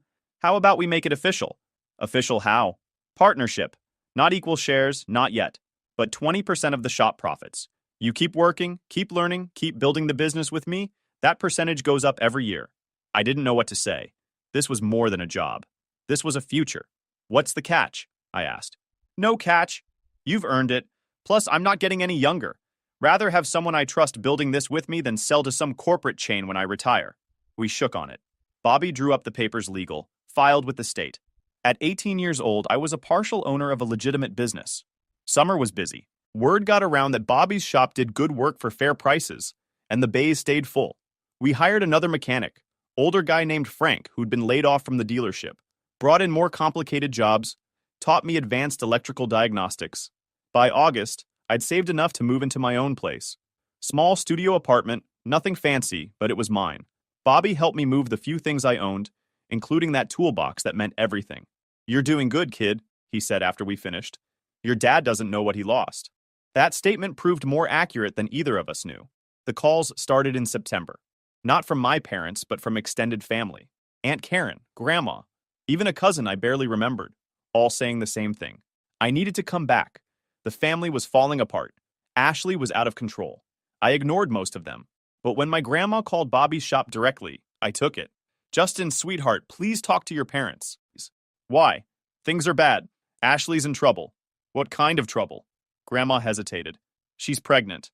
I didn't say anything for a minute. "How far along?" 4 months. The father's not in the picture. Your parents are devastated." "That's unfortunate." "Justin, please. They need you." They needed me to apologize for defending myself. I needed them to believe me instead of automatically taking her side. We don't always get what we need. "You're being cruel?" "No, Grandma. I'm being honest. Ashley made choices. She can deal with the consequences." I hung up. Felt bad about talking to my grandma like that, but I wasn't going back to fix problems they'd created. Jake asked what that was about. I explained the whole situation, the pregnancy, the family falling apart. "Damn," he said. "That's rough." "Yeah. You feel bad?" "Little bit." "Don't." They made their bed. Now they're sleeping in it. He was right. This wasn't my problem to solve, but the calls kept coming. More family, more friends, everyone saying I needed to step up and be the bigger person. Like I was somehow responsible for fixing the mess Ashley created. Then Dad showed up at the shop again. This time alone, looking older and more tired than I remembered. "Justin, we need to talk. Really talk. I was changing a transmission.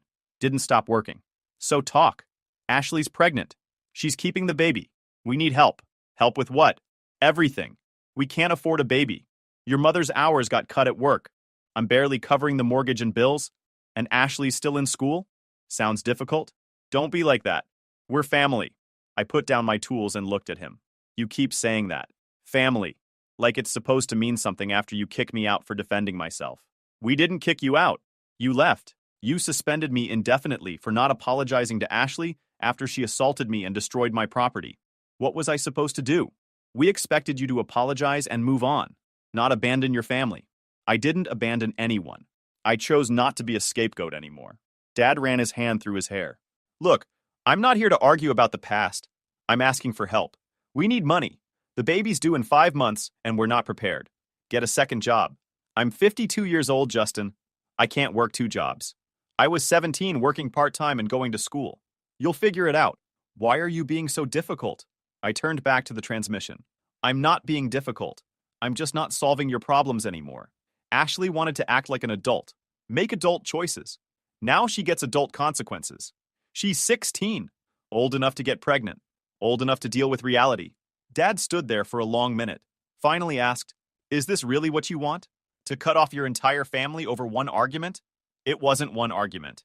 It was years of watching Ashley get away with everything while I got blamed for existing. That incident with the laptop was just the final straw. We made mistakes. We're trying to fix them. "No, you're trying to get money from me because Ashley's situation is expensive and inconvenient. There's a difference." He left without another word. That winter was brutal. Not for me. Business at the shop was steady. I was learning more every day. My little apartment was warm and paid for.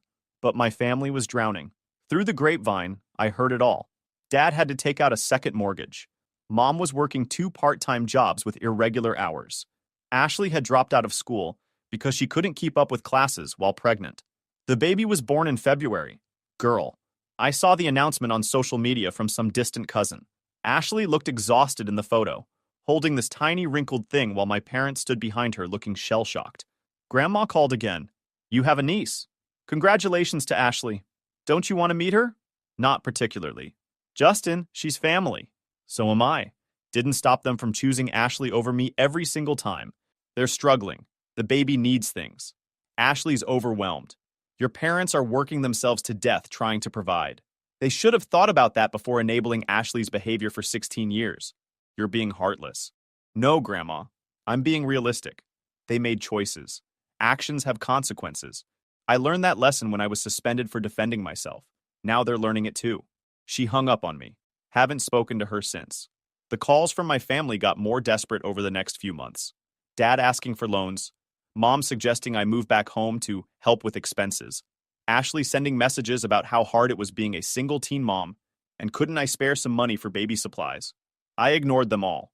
Not out of spite, but because helping them would just enable the same patterns that drove me away. They needed to face reality without me as their safety net. By summer, things got worse for them. Dad lost his job, some corporate restructuring thing. Mom's hours got cut again. They were 3 months behind on the mortgage. Meanwhile, I bought a better truck, fixed up the old Ranger and sold it for decent profit, bought a newer Silverado with lower miles. Bobby increased my profit share to 30% after we had our best year ever. I was putting money into savings, building real financial security. The contrast wasn't lost on me. Year and a half ago, I was living under their roof, following their rules, being blamed for everything Ashley did. Now I was independent, successful, building something real. And they were falling apart without me there to blame. Jake pointed it out one day while we were doing an engine swap. It's kind of poetic, isn't it? They treated you like you were worthless. And now you're doing better than all of them combined. He was right. It was poetic. Also kind of sad, but not sad enough to go back and fix it for them. Year 2 brought the foreclosure notice. I heard about it from Aunt Karen, who'd actually been decent through all this. She didn't pressure me to come back, just kept me updated on what was happening. They're losing the house, she said over lunch. Bank's giving them 60 days to get current or they're out. How much are they behind? About $12,000. I didn't say anything. That was roughly what I had in savings. Money I'd earned working at the shop, money I'd saved for emergencies or future opportunities. I know what you're thinking, Karen said, and I'm not asking you to bail them out, but I wanted you to know. Thanks for telling me. For what it's worth, I think you made the right choice leaving. Your dad's always been stubborn, and your mom enabled Ashley's behavior for years. But they're still family. Family that chose Ashley over me every single time. I know. Just wanted you to have all the information. I thought about it for a few days. $12,000 would save their house. Would keep them from being homeless. Would solve their immediate problem. It would also teach them that I'd come running whenever they needed rescuing. That they could treat me like garbage. And I'd still be their safety net. I didn't give them the money. They lost the house in November. Moved into a small rental across town. 2 bedrooms for 4 people counting the baby. Dad found work at a retail store. Mom was doing data entry from home. Ashley was living with them. Still not working. Completely dependent. That Christmas, I got one card. From Ashley. Inside was a picture of the baby, now almost a year old, with a note. Merry Christmas from your niece Emily. She'd love to meet her uncle someday. We're at 847 Pine Street if you ever want to visit. Ashley. The manipulation was obvious. Using the baby to guilt me into contact. But I looked at that picture for a long time. Kid had Ashley's eyes, my dad's nose. Completely innocent in all this family drama. I almost drove over there. Almost. Then I remembered Ashley's smug face when Dad suspended me. Remembered years of her lies and manipulations. Remembered my parents choosing her over me every single time. I threw the card away. Bobby asked if I was okay. Told him about the card. About almost caving. Would have been easy to drive over there, he said. Play the hero. Meet the baby. Make peace. Yeah, but nothing would have changed. Ashley would still be the golden child. I'd still be the backup plan. Probably right. I know I'm right. He poured us both coffee. For what it's worth, I'm proud of you. Takes guts to stick to your principles when family's involved. Thanks. You're doing good, kid. Better than good. Don't let guilt make you forget that. Present day. I'm 22 now. Bobby made me a 50-50 partner last month after 4 years of working together. We're opening a second location next spring. I bought a house. Small, but mine. Fixing it up room by room using skills I learned at the shop. Got a girlfriend. Met her when she brought her car in for brake work. She's a teacher, smart and funny. Doesn't care that I'm a mechanic instead of having some fancy college degree. Likes that I can fix things and work with my hands. My family? Still struggling from what I hear. Dad's working retail management now. Better than before, but not great. Mom's hours are steady, but the pay is low. Ashley's still living with them. Finally got a part-time job at a coffee shop, but it barely covers her expenses. Emily's almost 3. I've never met her. Don't plan to. Last month, Dad showed up at the shop one final time. Didn't ask for money this time. Just wanted to talk. I was wrong, he said. About that day with Ashley. About suspending you. About all of it. Okay. I'm not asking you to come back or forgive us. Just wanted you to know I see it now. How we failed you. I didn't know what to say. Part of me wanted to stay angry. Keep that wall up. But mostly, I just felt tired of carrying it. I appreciate you saying that, I told him. We're proud of you. What you've built here. The man you've become. Little late for that. I know. But I needed to say it. He left. Haven't heard from him since. If you enjoyed this video, please hit that subscribe button. It really helps the channel and help us bring you more and better stories. Thanks. I befriended the weird guy at work that everyone mocked. He completely changed my life and exposed our office forever. All right, Reddit. This whole situation went down over the past 6 months, and my buddy convinced me it needed to be told. My coworker became the most hated person in our office for helping people get healthy, and the way it all exploded is absolutely wild. Here's what happened. I'm 28, male, and work at this tech-adjacent company in Phoenix. We do software implementation for healthcare systems, which sounds way more impressive than it actually is. Basically, we're the people who show up when hospitals buy new computer systems and need someone to explain how buttons work to doctors who absolutely do not want to be there. My official title is Implementation Specialist, which means I spend half my day writing documentation that nobody reads and the other half on video calls explaining the same 3 features over and over. The office itself is your standard corporate nightmare. Open floor plan that someone with a LinkedIn thought leadership addiction claimed would encourage collaboration, but really just means everyone can hear you chewing, typing, breathing, existing. Fluorescent lights that make everyone look half dead even at 9 a.m. Gray carpet that's been the same shade of depressing since 2008.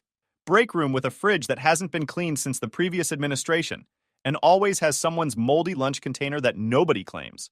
Cubicles are these low-wall disasters where you can see everyone but not actually make eye contact, creating this weird environment where you're constantly aware of other people but also completely isolated. My desk faces a window, which sounds nice, until you realize it just means I get to watch the parking lot all day and contemplate my life choices. Our HR department sends these aggressively cheerful team-building emails every Monday morning. Subject lines like Motivation Monday and Let's Crush This Week Team, with way too many exclamation points.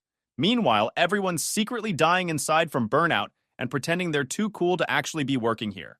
Half the office acts like they're startup founders who accidentally ended up at a mid-sized company, wearing hoodies and talking about disruption while doing the exact same boring work everyone else does. I'm 5'10" and was pushing 285 pounds when this story starts. Not trying to get sympathy here, just setting the scene. I've been heavy my whole adult life and tried everything to change it. Keto made me miserable and constipated for 3 weeks before I quit. Spent those weeks eating bacon and cheese while my body basically shut down its digestive system in protest. Intermittent fasting just meant I was hangrier than usual and would destroy a family-sized bag of chips at 8 p.m., defeating the entire purpose. I downloaded that new map everyone was hyping up on TikTok, used it for exactly 9 days, then rage deleted it when it asked me to log my emotional state before eating a sandwich. Like, sorry, I don't need an app to tell me I'm sad while eating turkey on wheat.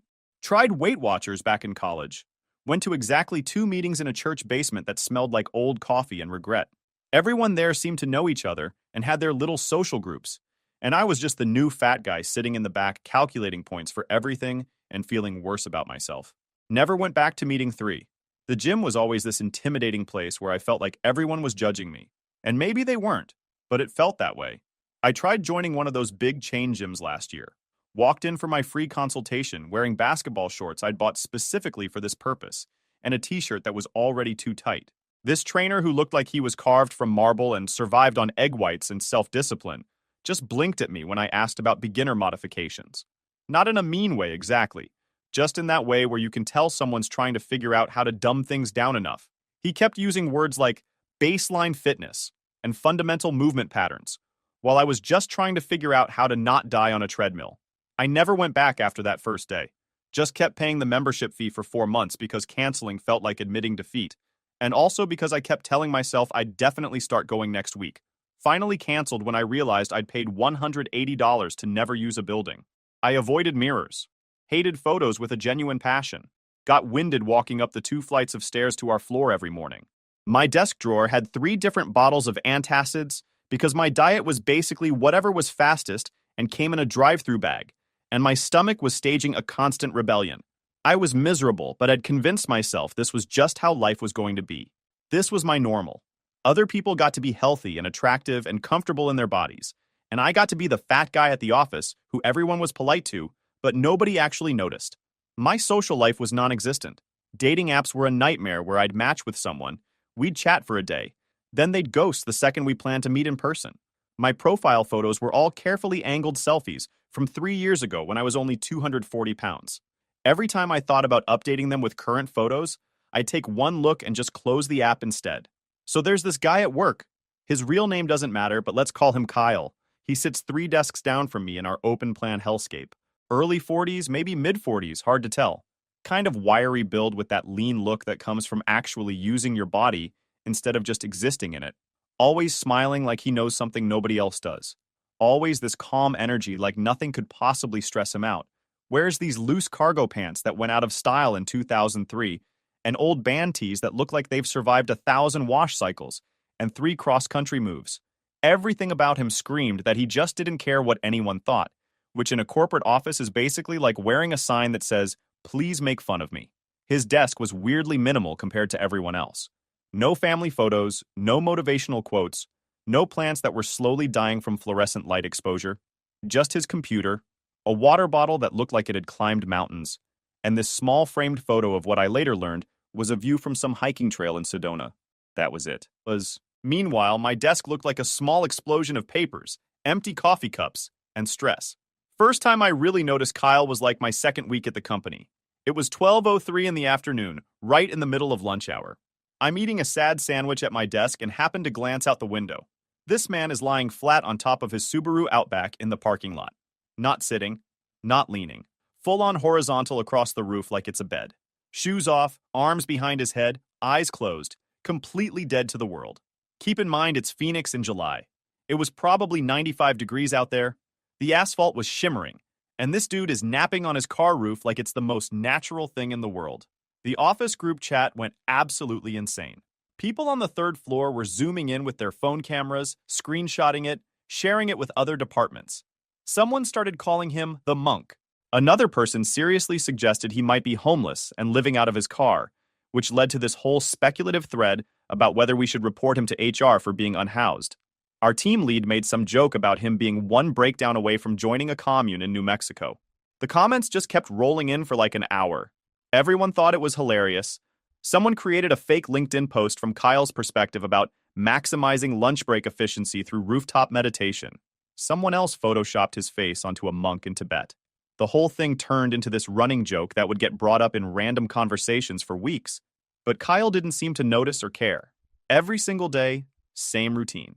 He'd get to work at like 6:45 a.m., a full hour and 15 minutes before anyone else. Change into athletic clothes in his car. Not fancy workout gear, just old shorts and a faded shirt. Then, he'd do this full yoga routine in the parking spot next to his Outback, barefoot on a mat he kept in his trunk. Full sun salutations, warrior poses, tree pose, the whole deal. Sometimes he'd hold positions for what seemed like 5 minutes without moving. Just absolutely still like a statue. Then around noon, he'd eat lunch in like 10 minutes flat. Always the same thing. Some kind of grain bowl he'd made at home in these glass containers. Never fast food, never takeout, always prepared meals. He'd eat quickly but not rushed, if that makes sense. Very deliberate. Then he'd go out to his car for that 20-minute nap. Didn't matter if it was hot or windy or if people were watching. He'd just lie there on the roof for exactly 20 minutes, then get up and go back to work like nothing happened. Some evenings I'd stay late finishing up documentation or whatever, and I'd see him out there again during sunset. Just standing in the parking lot with his eyes closed, doing these slow breathing exercises. In for 10 seconds, hold for 5, out for 10 seconds. Over and over. People would walk past him to their cars and do double takes. A few times I saw coworkers literally stop and stare, then pull out their phones to record him like he was some kind of street performer. One time I heard someone say, "This is peak Phoenix energy," and everyone laughed.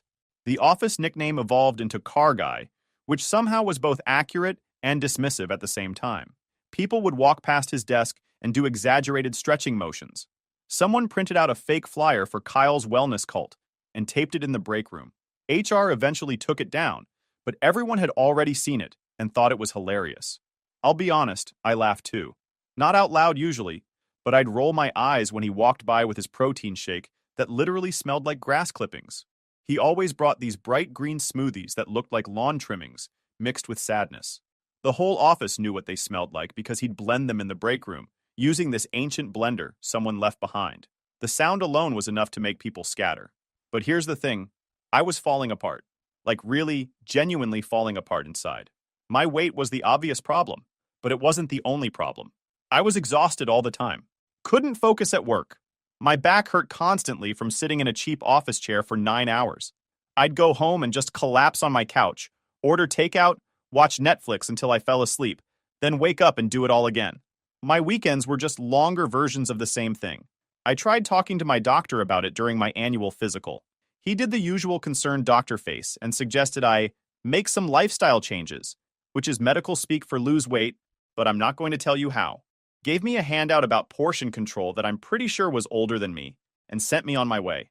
Super helpful. One Thursday in late August, I completely lost it.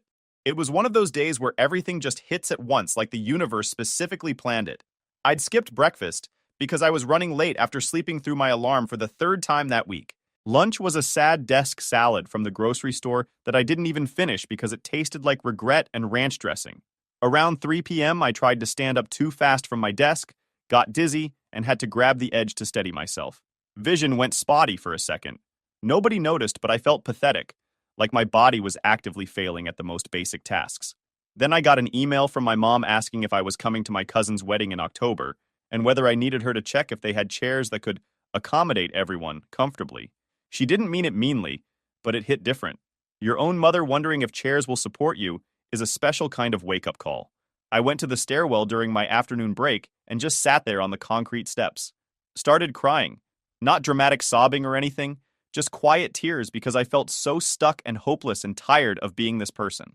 Here I was, 28 years old, decent job, decent salary, my own apartment, and I couldn't even climb stairs without getting winded. I couldn't fit into normal-sized clothes without looking like a sausage casing about to burst. I avoided dating because the thought of someone seeing me without a shirt made me want to disappear into the floor. I couldn't remember the last time I'd done something physical and felt good about it instead of exhausted and embarrassed. I sat there for probably 20 minutes, just feeling sorry for myself and doom scrolling through Instagram, looking at people who had their lives together. Everyone posting gym selfies and meal prep and hiking photos while I was sitting in a corporate stairwell crying about chairs. Then something shifted. I don't know if it was desperation or what, but I wiped my face, stood up, and walked straight out to the parking lot. Kyle was out there, of course. Mid-afternoon yoga session next to his Subaru. He was doing some kind of lunging stretch thing, completely in his own world. I walked up and just said it. Hey, can I join you? He looked at me like I'd just asked if he wanted to split a pizza. Didn't hesitate, didn't question it, just smiled and said, of course, and patted the ground next to him. That was it. No lecture about fitness. No weird questions about why I was out there. No judgment. Just, of course, like it was the most normal thing in the world for an overweight guy in khakis to suddenly want to do yoga in a parking lot. He showed me some basic stretches, explained breathing techniques in this calm voice that somehow didn't sound condescending. We didn't talk much beyond that, but for the first time in years, my body felt useful instead of embarrassing. Everything hurt afterward, but in a good way, if that makes sense. The next day during lunch, Kyle waved at me from the parking lot.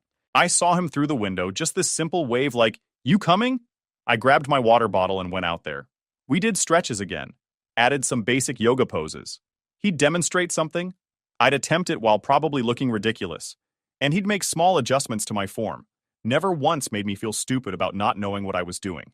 Day 3, same thing. Day 4, same thing. By the end of week 2, it had become routine.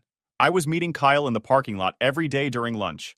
The office definitely noticed, but I was too focused on not dying during Downward Dog to care what anyone thought. Week 3, Kyle introduced walking laps.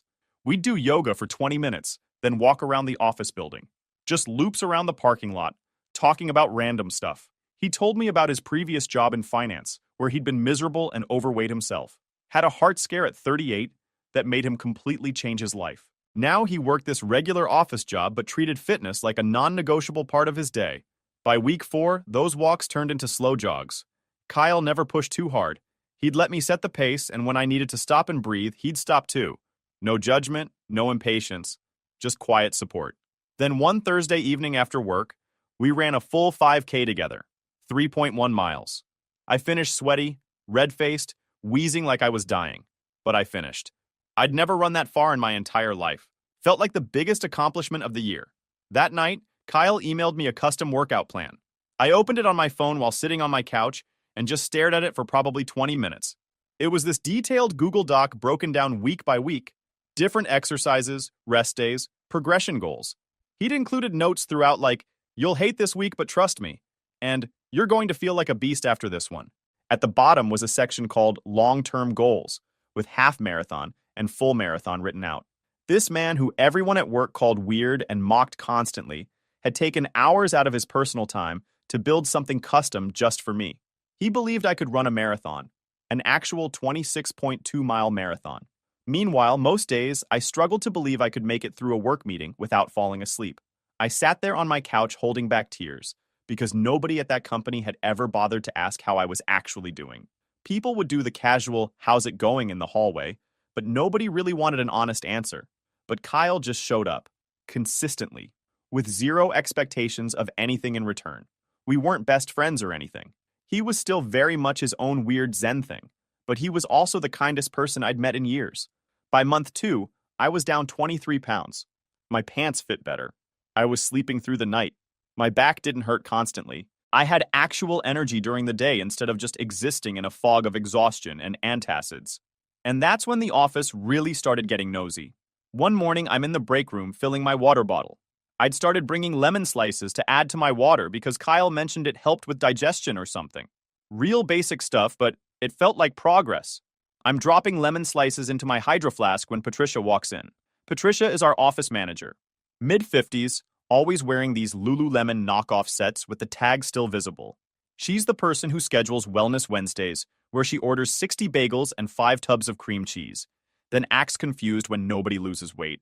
She treats her venti caramel macchiato with extra whip like it's a protein shake. She sees me with my lemon water and does this exaggerated double take. "So I see you've joined Kyle's cult," she says with this smug little giggle. I just looked at her. "What?" "You know," she laughs. "Yoga in the dirt, drinking smoothies made of grass clippings, running around the building like it's a track meet. He's totally brainwashed you."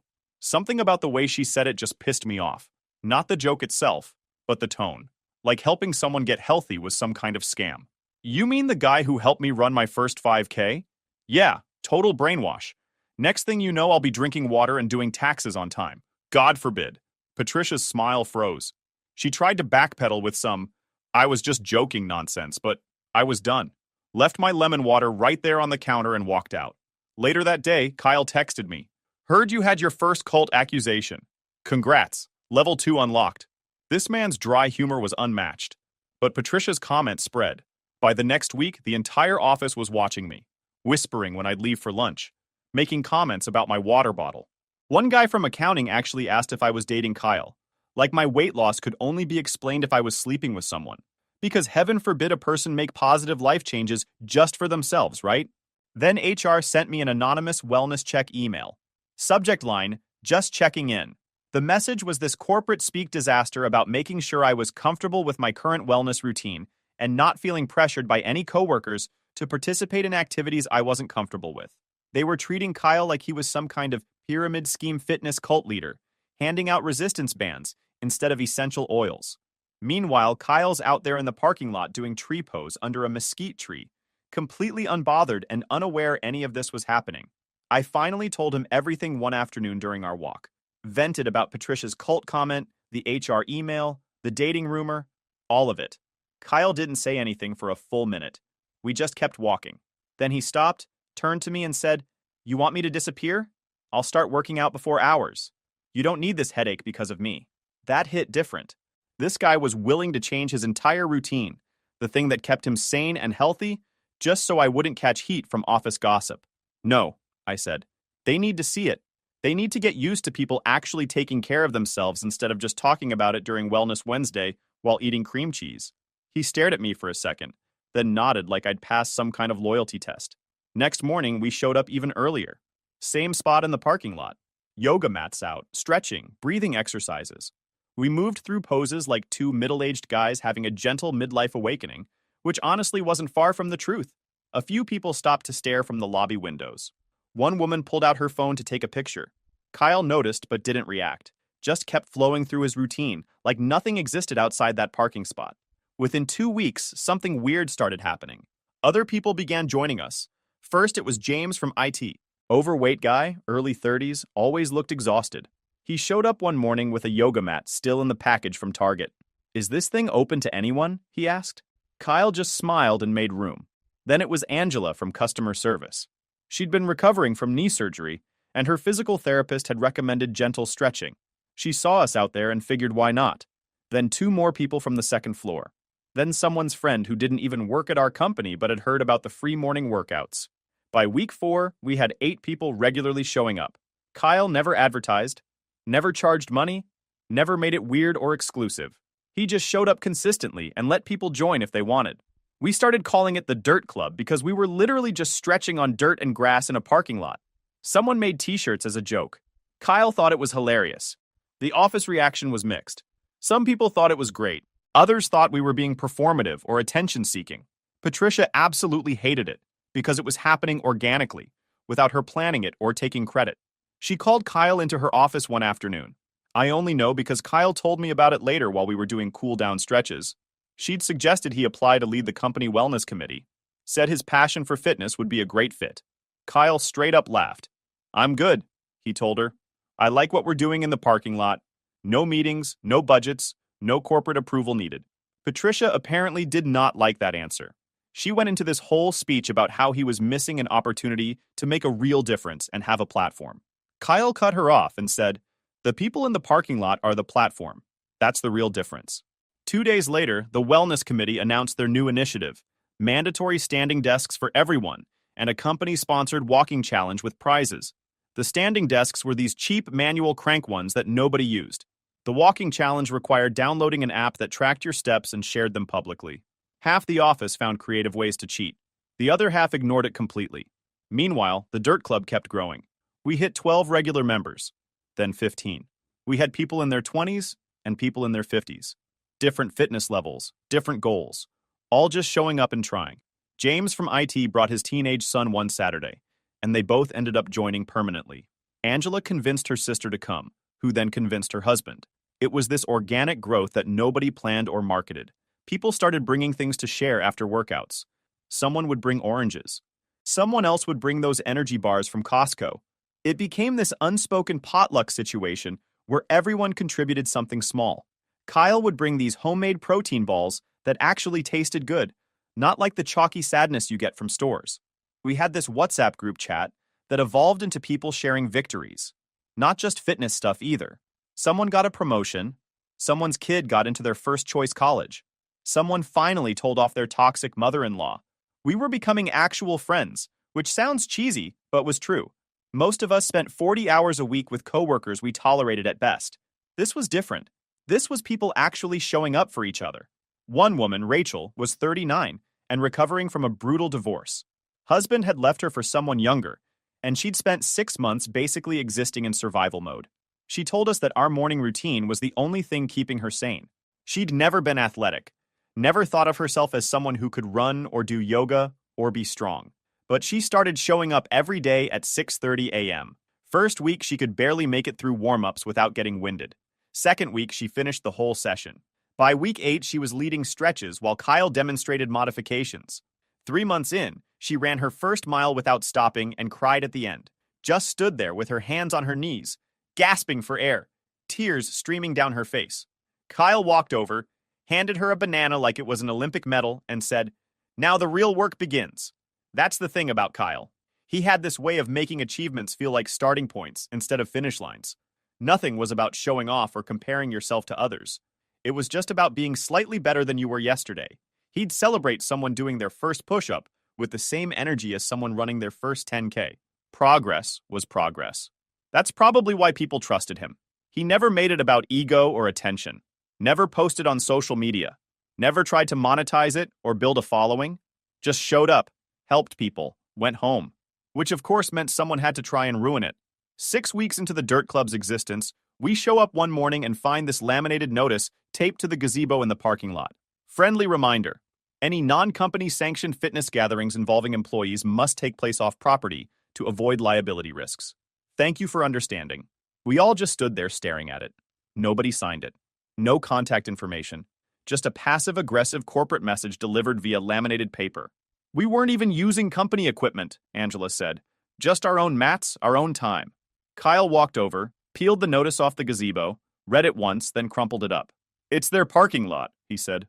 So we move. He'd already been thinking about this, apparently. There was a public park about 10 minutes away with a big open field, shaded areas, even a trail loop for running. We started meeting there before and after work. Same crew, different location. We joked that we were now the Underground Dirt Club, which made it sound way cooler than it actually was. Then something unexpected happened. More people started coming. Not just from our office, but friends, siblings, random people who'd heard about some guy doing free workouts in the park. Word was spreading. Kyle never advertised, never created social media accounts or posted about it. But the group grew. 10 people, 15 people, 18 people. One Saturday morning, we hit 24. We weren't just co-workers anymore. We were becoming a community. People would bring fruit to share after workouts. Someone set up a simple WhatsApp group chat to coordinate times. Another person created a shared Google Calendar. Kyle remained the center of it all, but never positioned himself as a leader.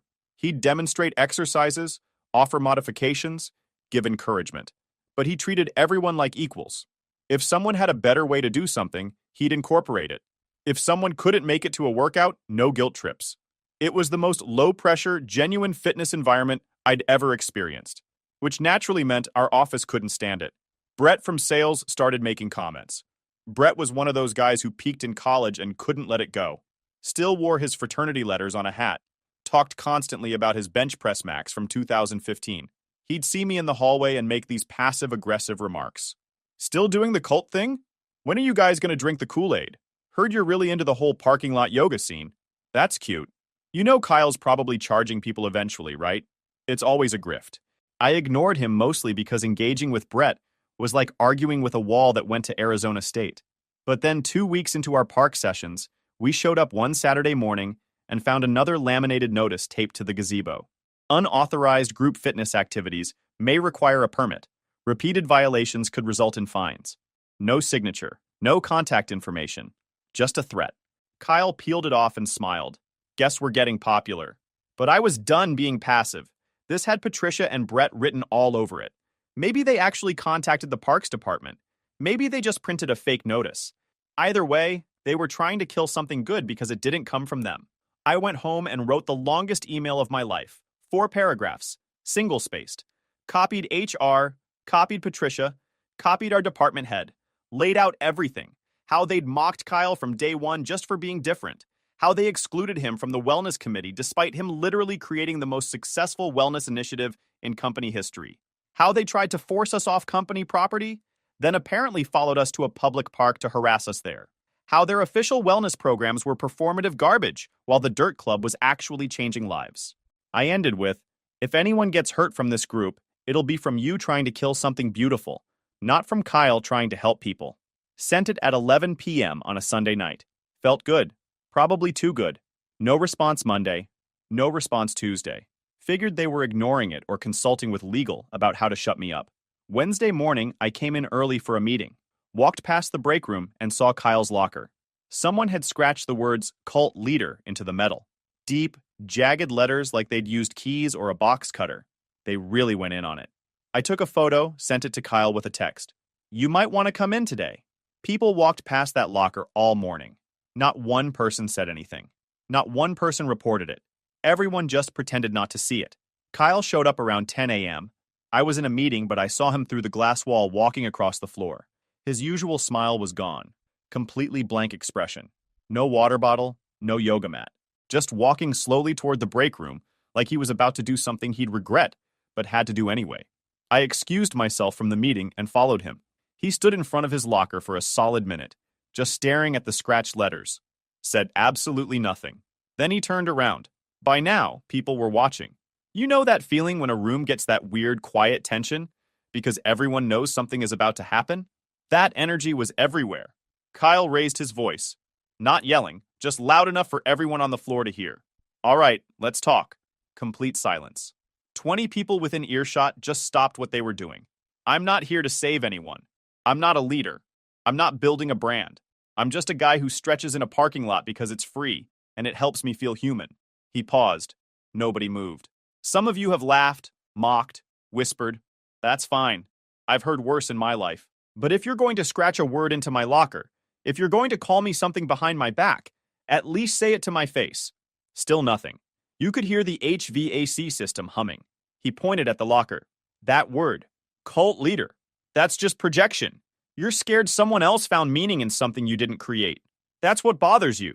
At that point, Brett walked out from behind the break room door. Arms crossed, smug look on his face like he was ready for a confrontation. Kyle saw him. Didn't even flinch. You think this is about workouts? It's not. It's about showing up consistently with kindness and zero angle. And some of you don't know what that looks like. So you mock it. Then he looked directly at Patricia, who had conveniently appeared from her office. I applied for a job here just like everyone else. I show up, do the work, clock in and out. But somehow me helping people become healthier became a threat to whatever corporate wellness theater you're performing. He turned back to the room. I don't want your approval. I don't need a committee seat or a budget or permission. But if you're going to paint me as something I'm not, at least be brave enough to put your name on it. Then he walked over to his locker, grabbed the door, and ripped it completely off the hinges. I'm not exaggerating. He just lifted the metal door off like it was made of cardboard, walked over to Patricia's desk, and dropped it down with a calm, quiet statement. Fix your culture. Then he left. No yelling, no HR meeting, no breakdown. Just walked out of the building. I found him that evening at the park. He was sitting cross-legged on the grass with his eyes closed, completely alone. I sat down next to him and asked, "You good?" He opened his eyes and smiled. That was 8 years of calm gone in 2 minutes. Then we both laughed because what else are you going to do? A week later, Kyle gave his notice. No dramatic email, no farewell cupcakes, no exit interview where he aired grievances. Just a quiet resignation letter on Patricia's desk and a box of his stuff from his cubicle. A few of us walked him to his car on his last day. He hugged each person, looked tired but content. Then he turned to me specifically and said, "It's your turn now." I didn't fully understand what he meant at the time, but it became clear when he sent me his workout plans, his guides, his contact lists, everything he'd built for the Dirt Club. No pressure to use them, just resources if I wanted to keep things going. So I did. The Dirt Club is still running. We meet every Tuesday, Thursday, and Saturday at 6:30 a.m. Rain or shine, no sign-up sheet, no membership fees. Just a group of people trying to be slightly better versions of themselves while breathing deep and remembering we exist outside of job titles and office politics and scratched-up lockers. We're up to 31 regular members now. Ages range from 22 to 58. Different backgrounds, different fitness levels, different goals. But everyone shows up with the same energy Kyle brought. No judgment, no ego, just consistent effort. Some people from our original office still come. Angela's knee is completely healed, and she ran a 10K last month. James from IT is down 47 pounds and started rock climbing. Rachel's training for a half marathon. I'm down 68 pounds from where I started. Ran my first half marathon in October and cried at the finish line. Kyle's workout plan is still taped to my fridge. As for Kyle himself, he moved to Flagstaff, bought a small cabin in the mountains, and started running wellness retreats. Nothing fancy or expensive. Just weekend sessions where people come up, disconnect from phones, do yoga, cook simple meals, and sit around a fire talking. I went to one of his retreats last month, drove up on a Friday afternoon, got there around sunset. His cabin was this small A-frame situation tucked into the pines with a view that made you understand why people move to mountains. It was quiet. Actually quiet. Not city quiet, where you still hear traffic and sirens. Just wind through trees and birds. No corporate nonsense. No office politics. No performance metrics. We did morning yoga as the sun came up over the mountains, and the air was so cold you could see your breath, but it felt clean in a way Phoenix air never does. Made vegetable soup from scratch using vegetables someone had brought from their garden. Sat by a fire and just talked about life without anyone trying to sell anything or prove anything or one-up each other with stories. Just honest conversation about where we'd been and where we wanted to go. Kyle looked happy. Actually happy, not performing happiness for an audience or maintaining some image. He moved slower, talked softer, smiled more. He told me he should have left corporate work years ago, but was too scared of not having stable income or health insurance or the safety net of a regular paycheck. The locker incident was the push he needed to stop living in fear. Sometimes the worst thing that happens to you turns out to be the best thing, he said, while we were hiking one afternoon. I was miserable in that office, just going through motions. Now I wake up and actually want to be awake. We talked about the Dirt Club and how it was still going strong. He smiled and said he wasn't surprised. It was never about me. It was about people wanting to show up for themselves and having a space to do that. You just maintain the space. On my last night there, we sat around the fire with 6 other people who'd come for the retreat. Someone asked Kyle if he had any regrets about the office situation. He thought about it for a minute. Only that I didn't rip that locker door off sooner. Everyone laughed, but he was serious. I spent 8 years trying to be small enough that people wouldn't notice me. Small enough that they wouldn't mock me or make me a target. But they mocked me anyway. Should have just been myself louder from the start. If you enjoyed this video, please hit that subscribe button. It really helps the channel and help us bring you more and better stories. Thanks.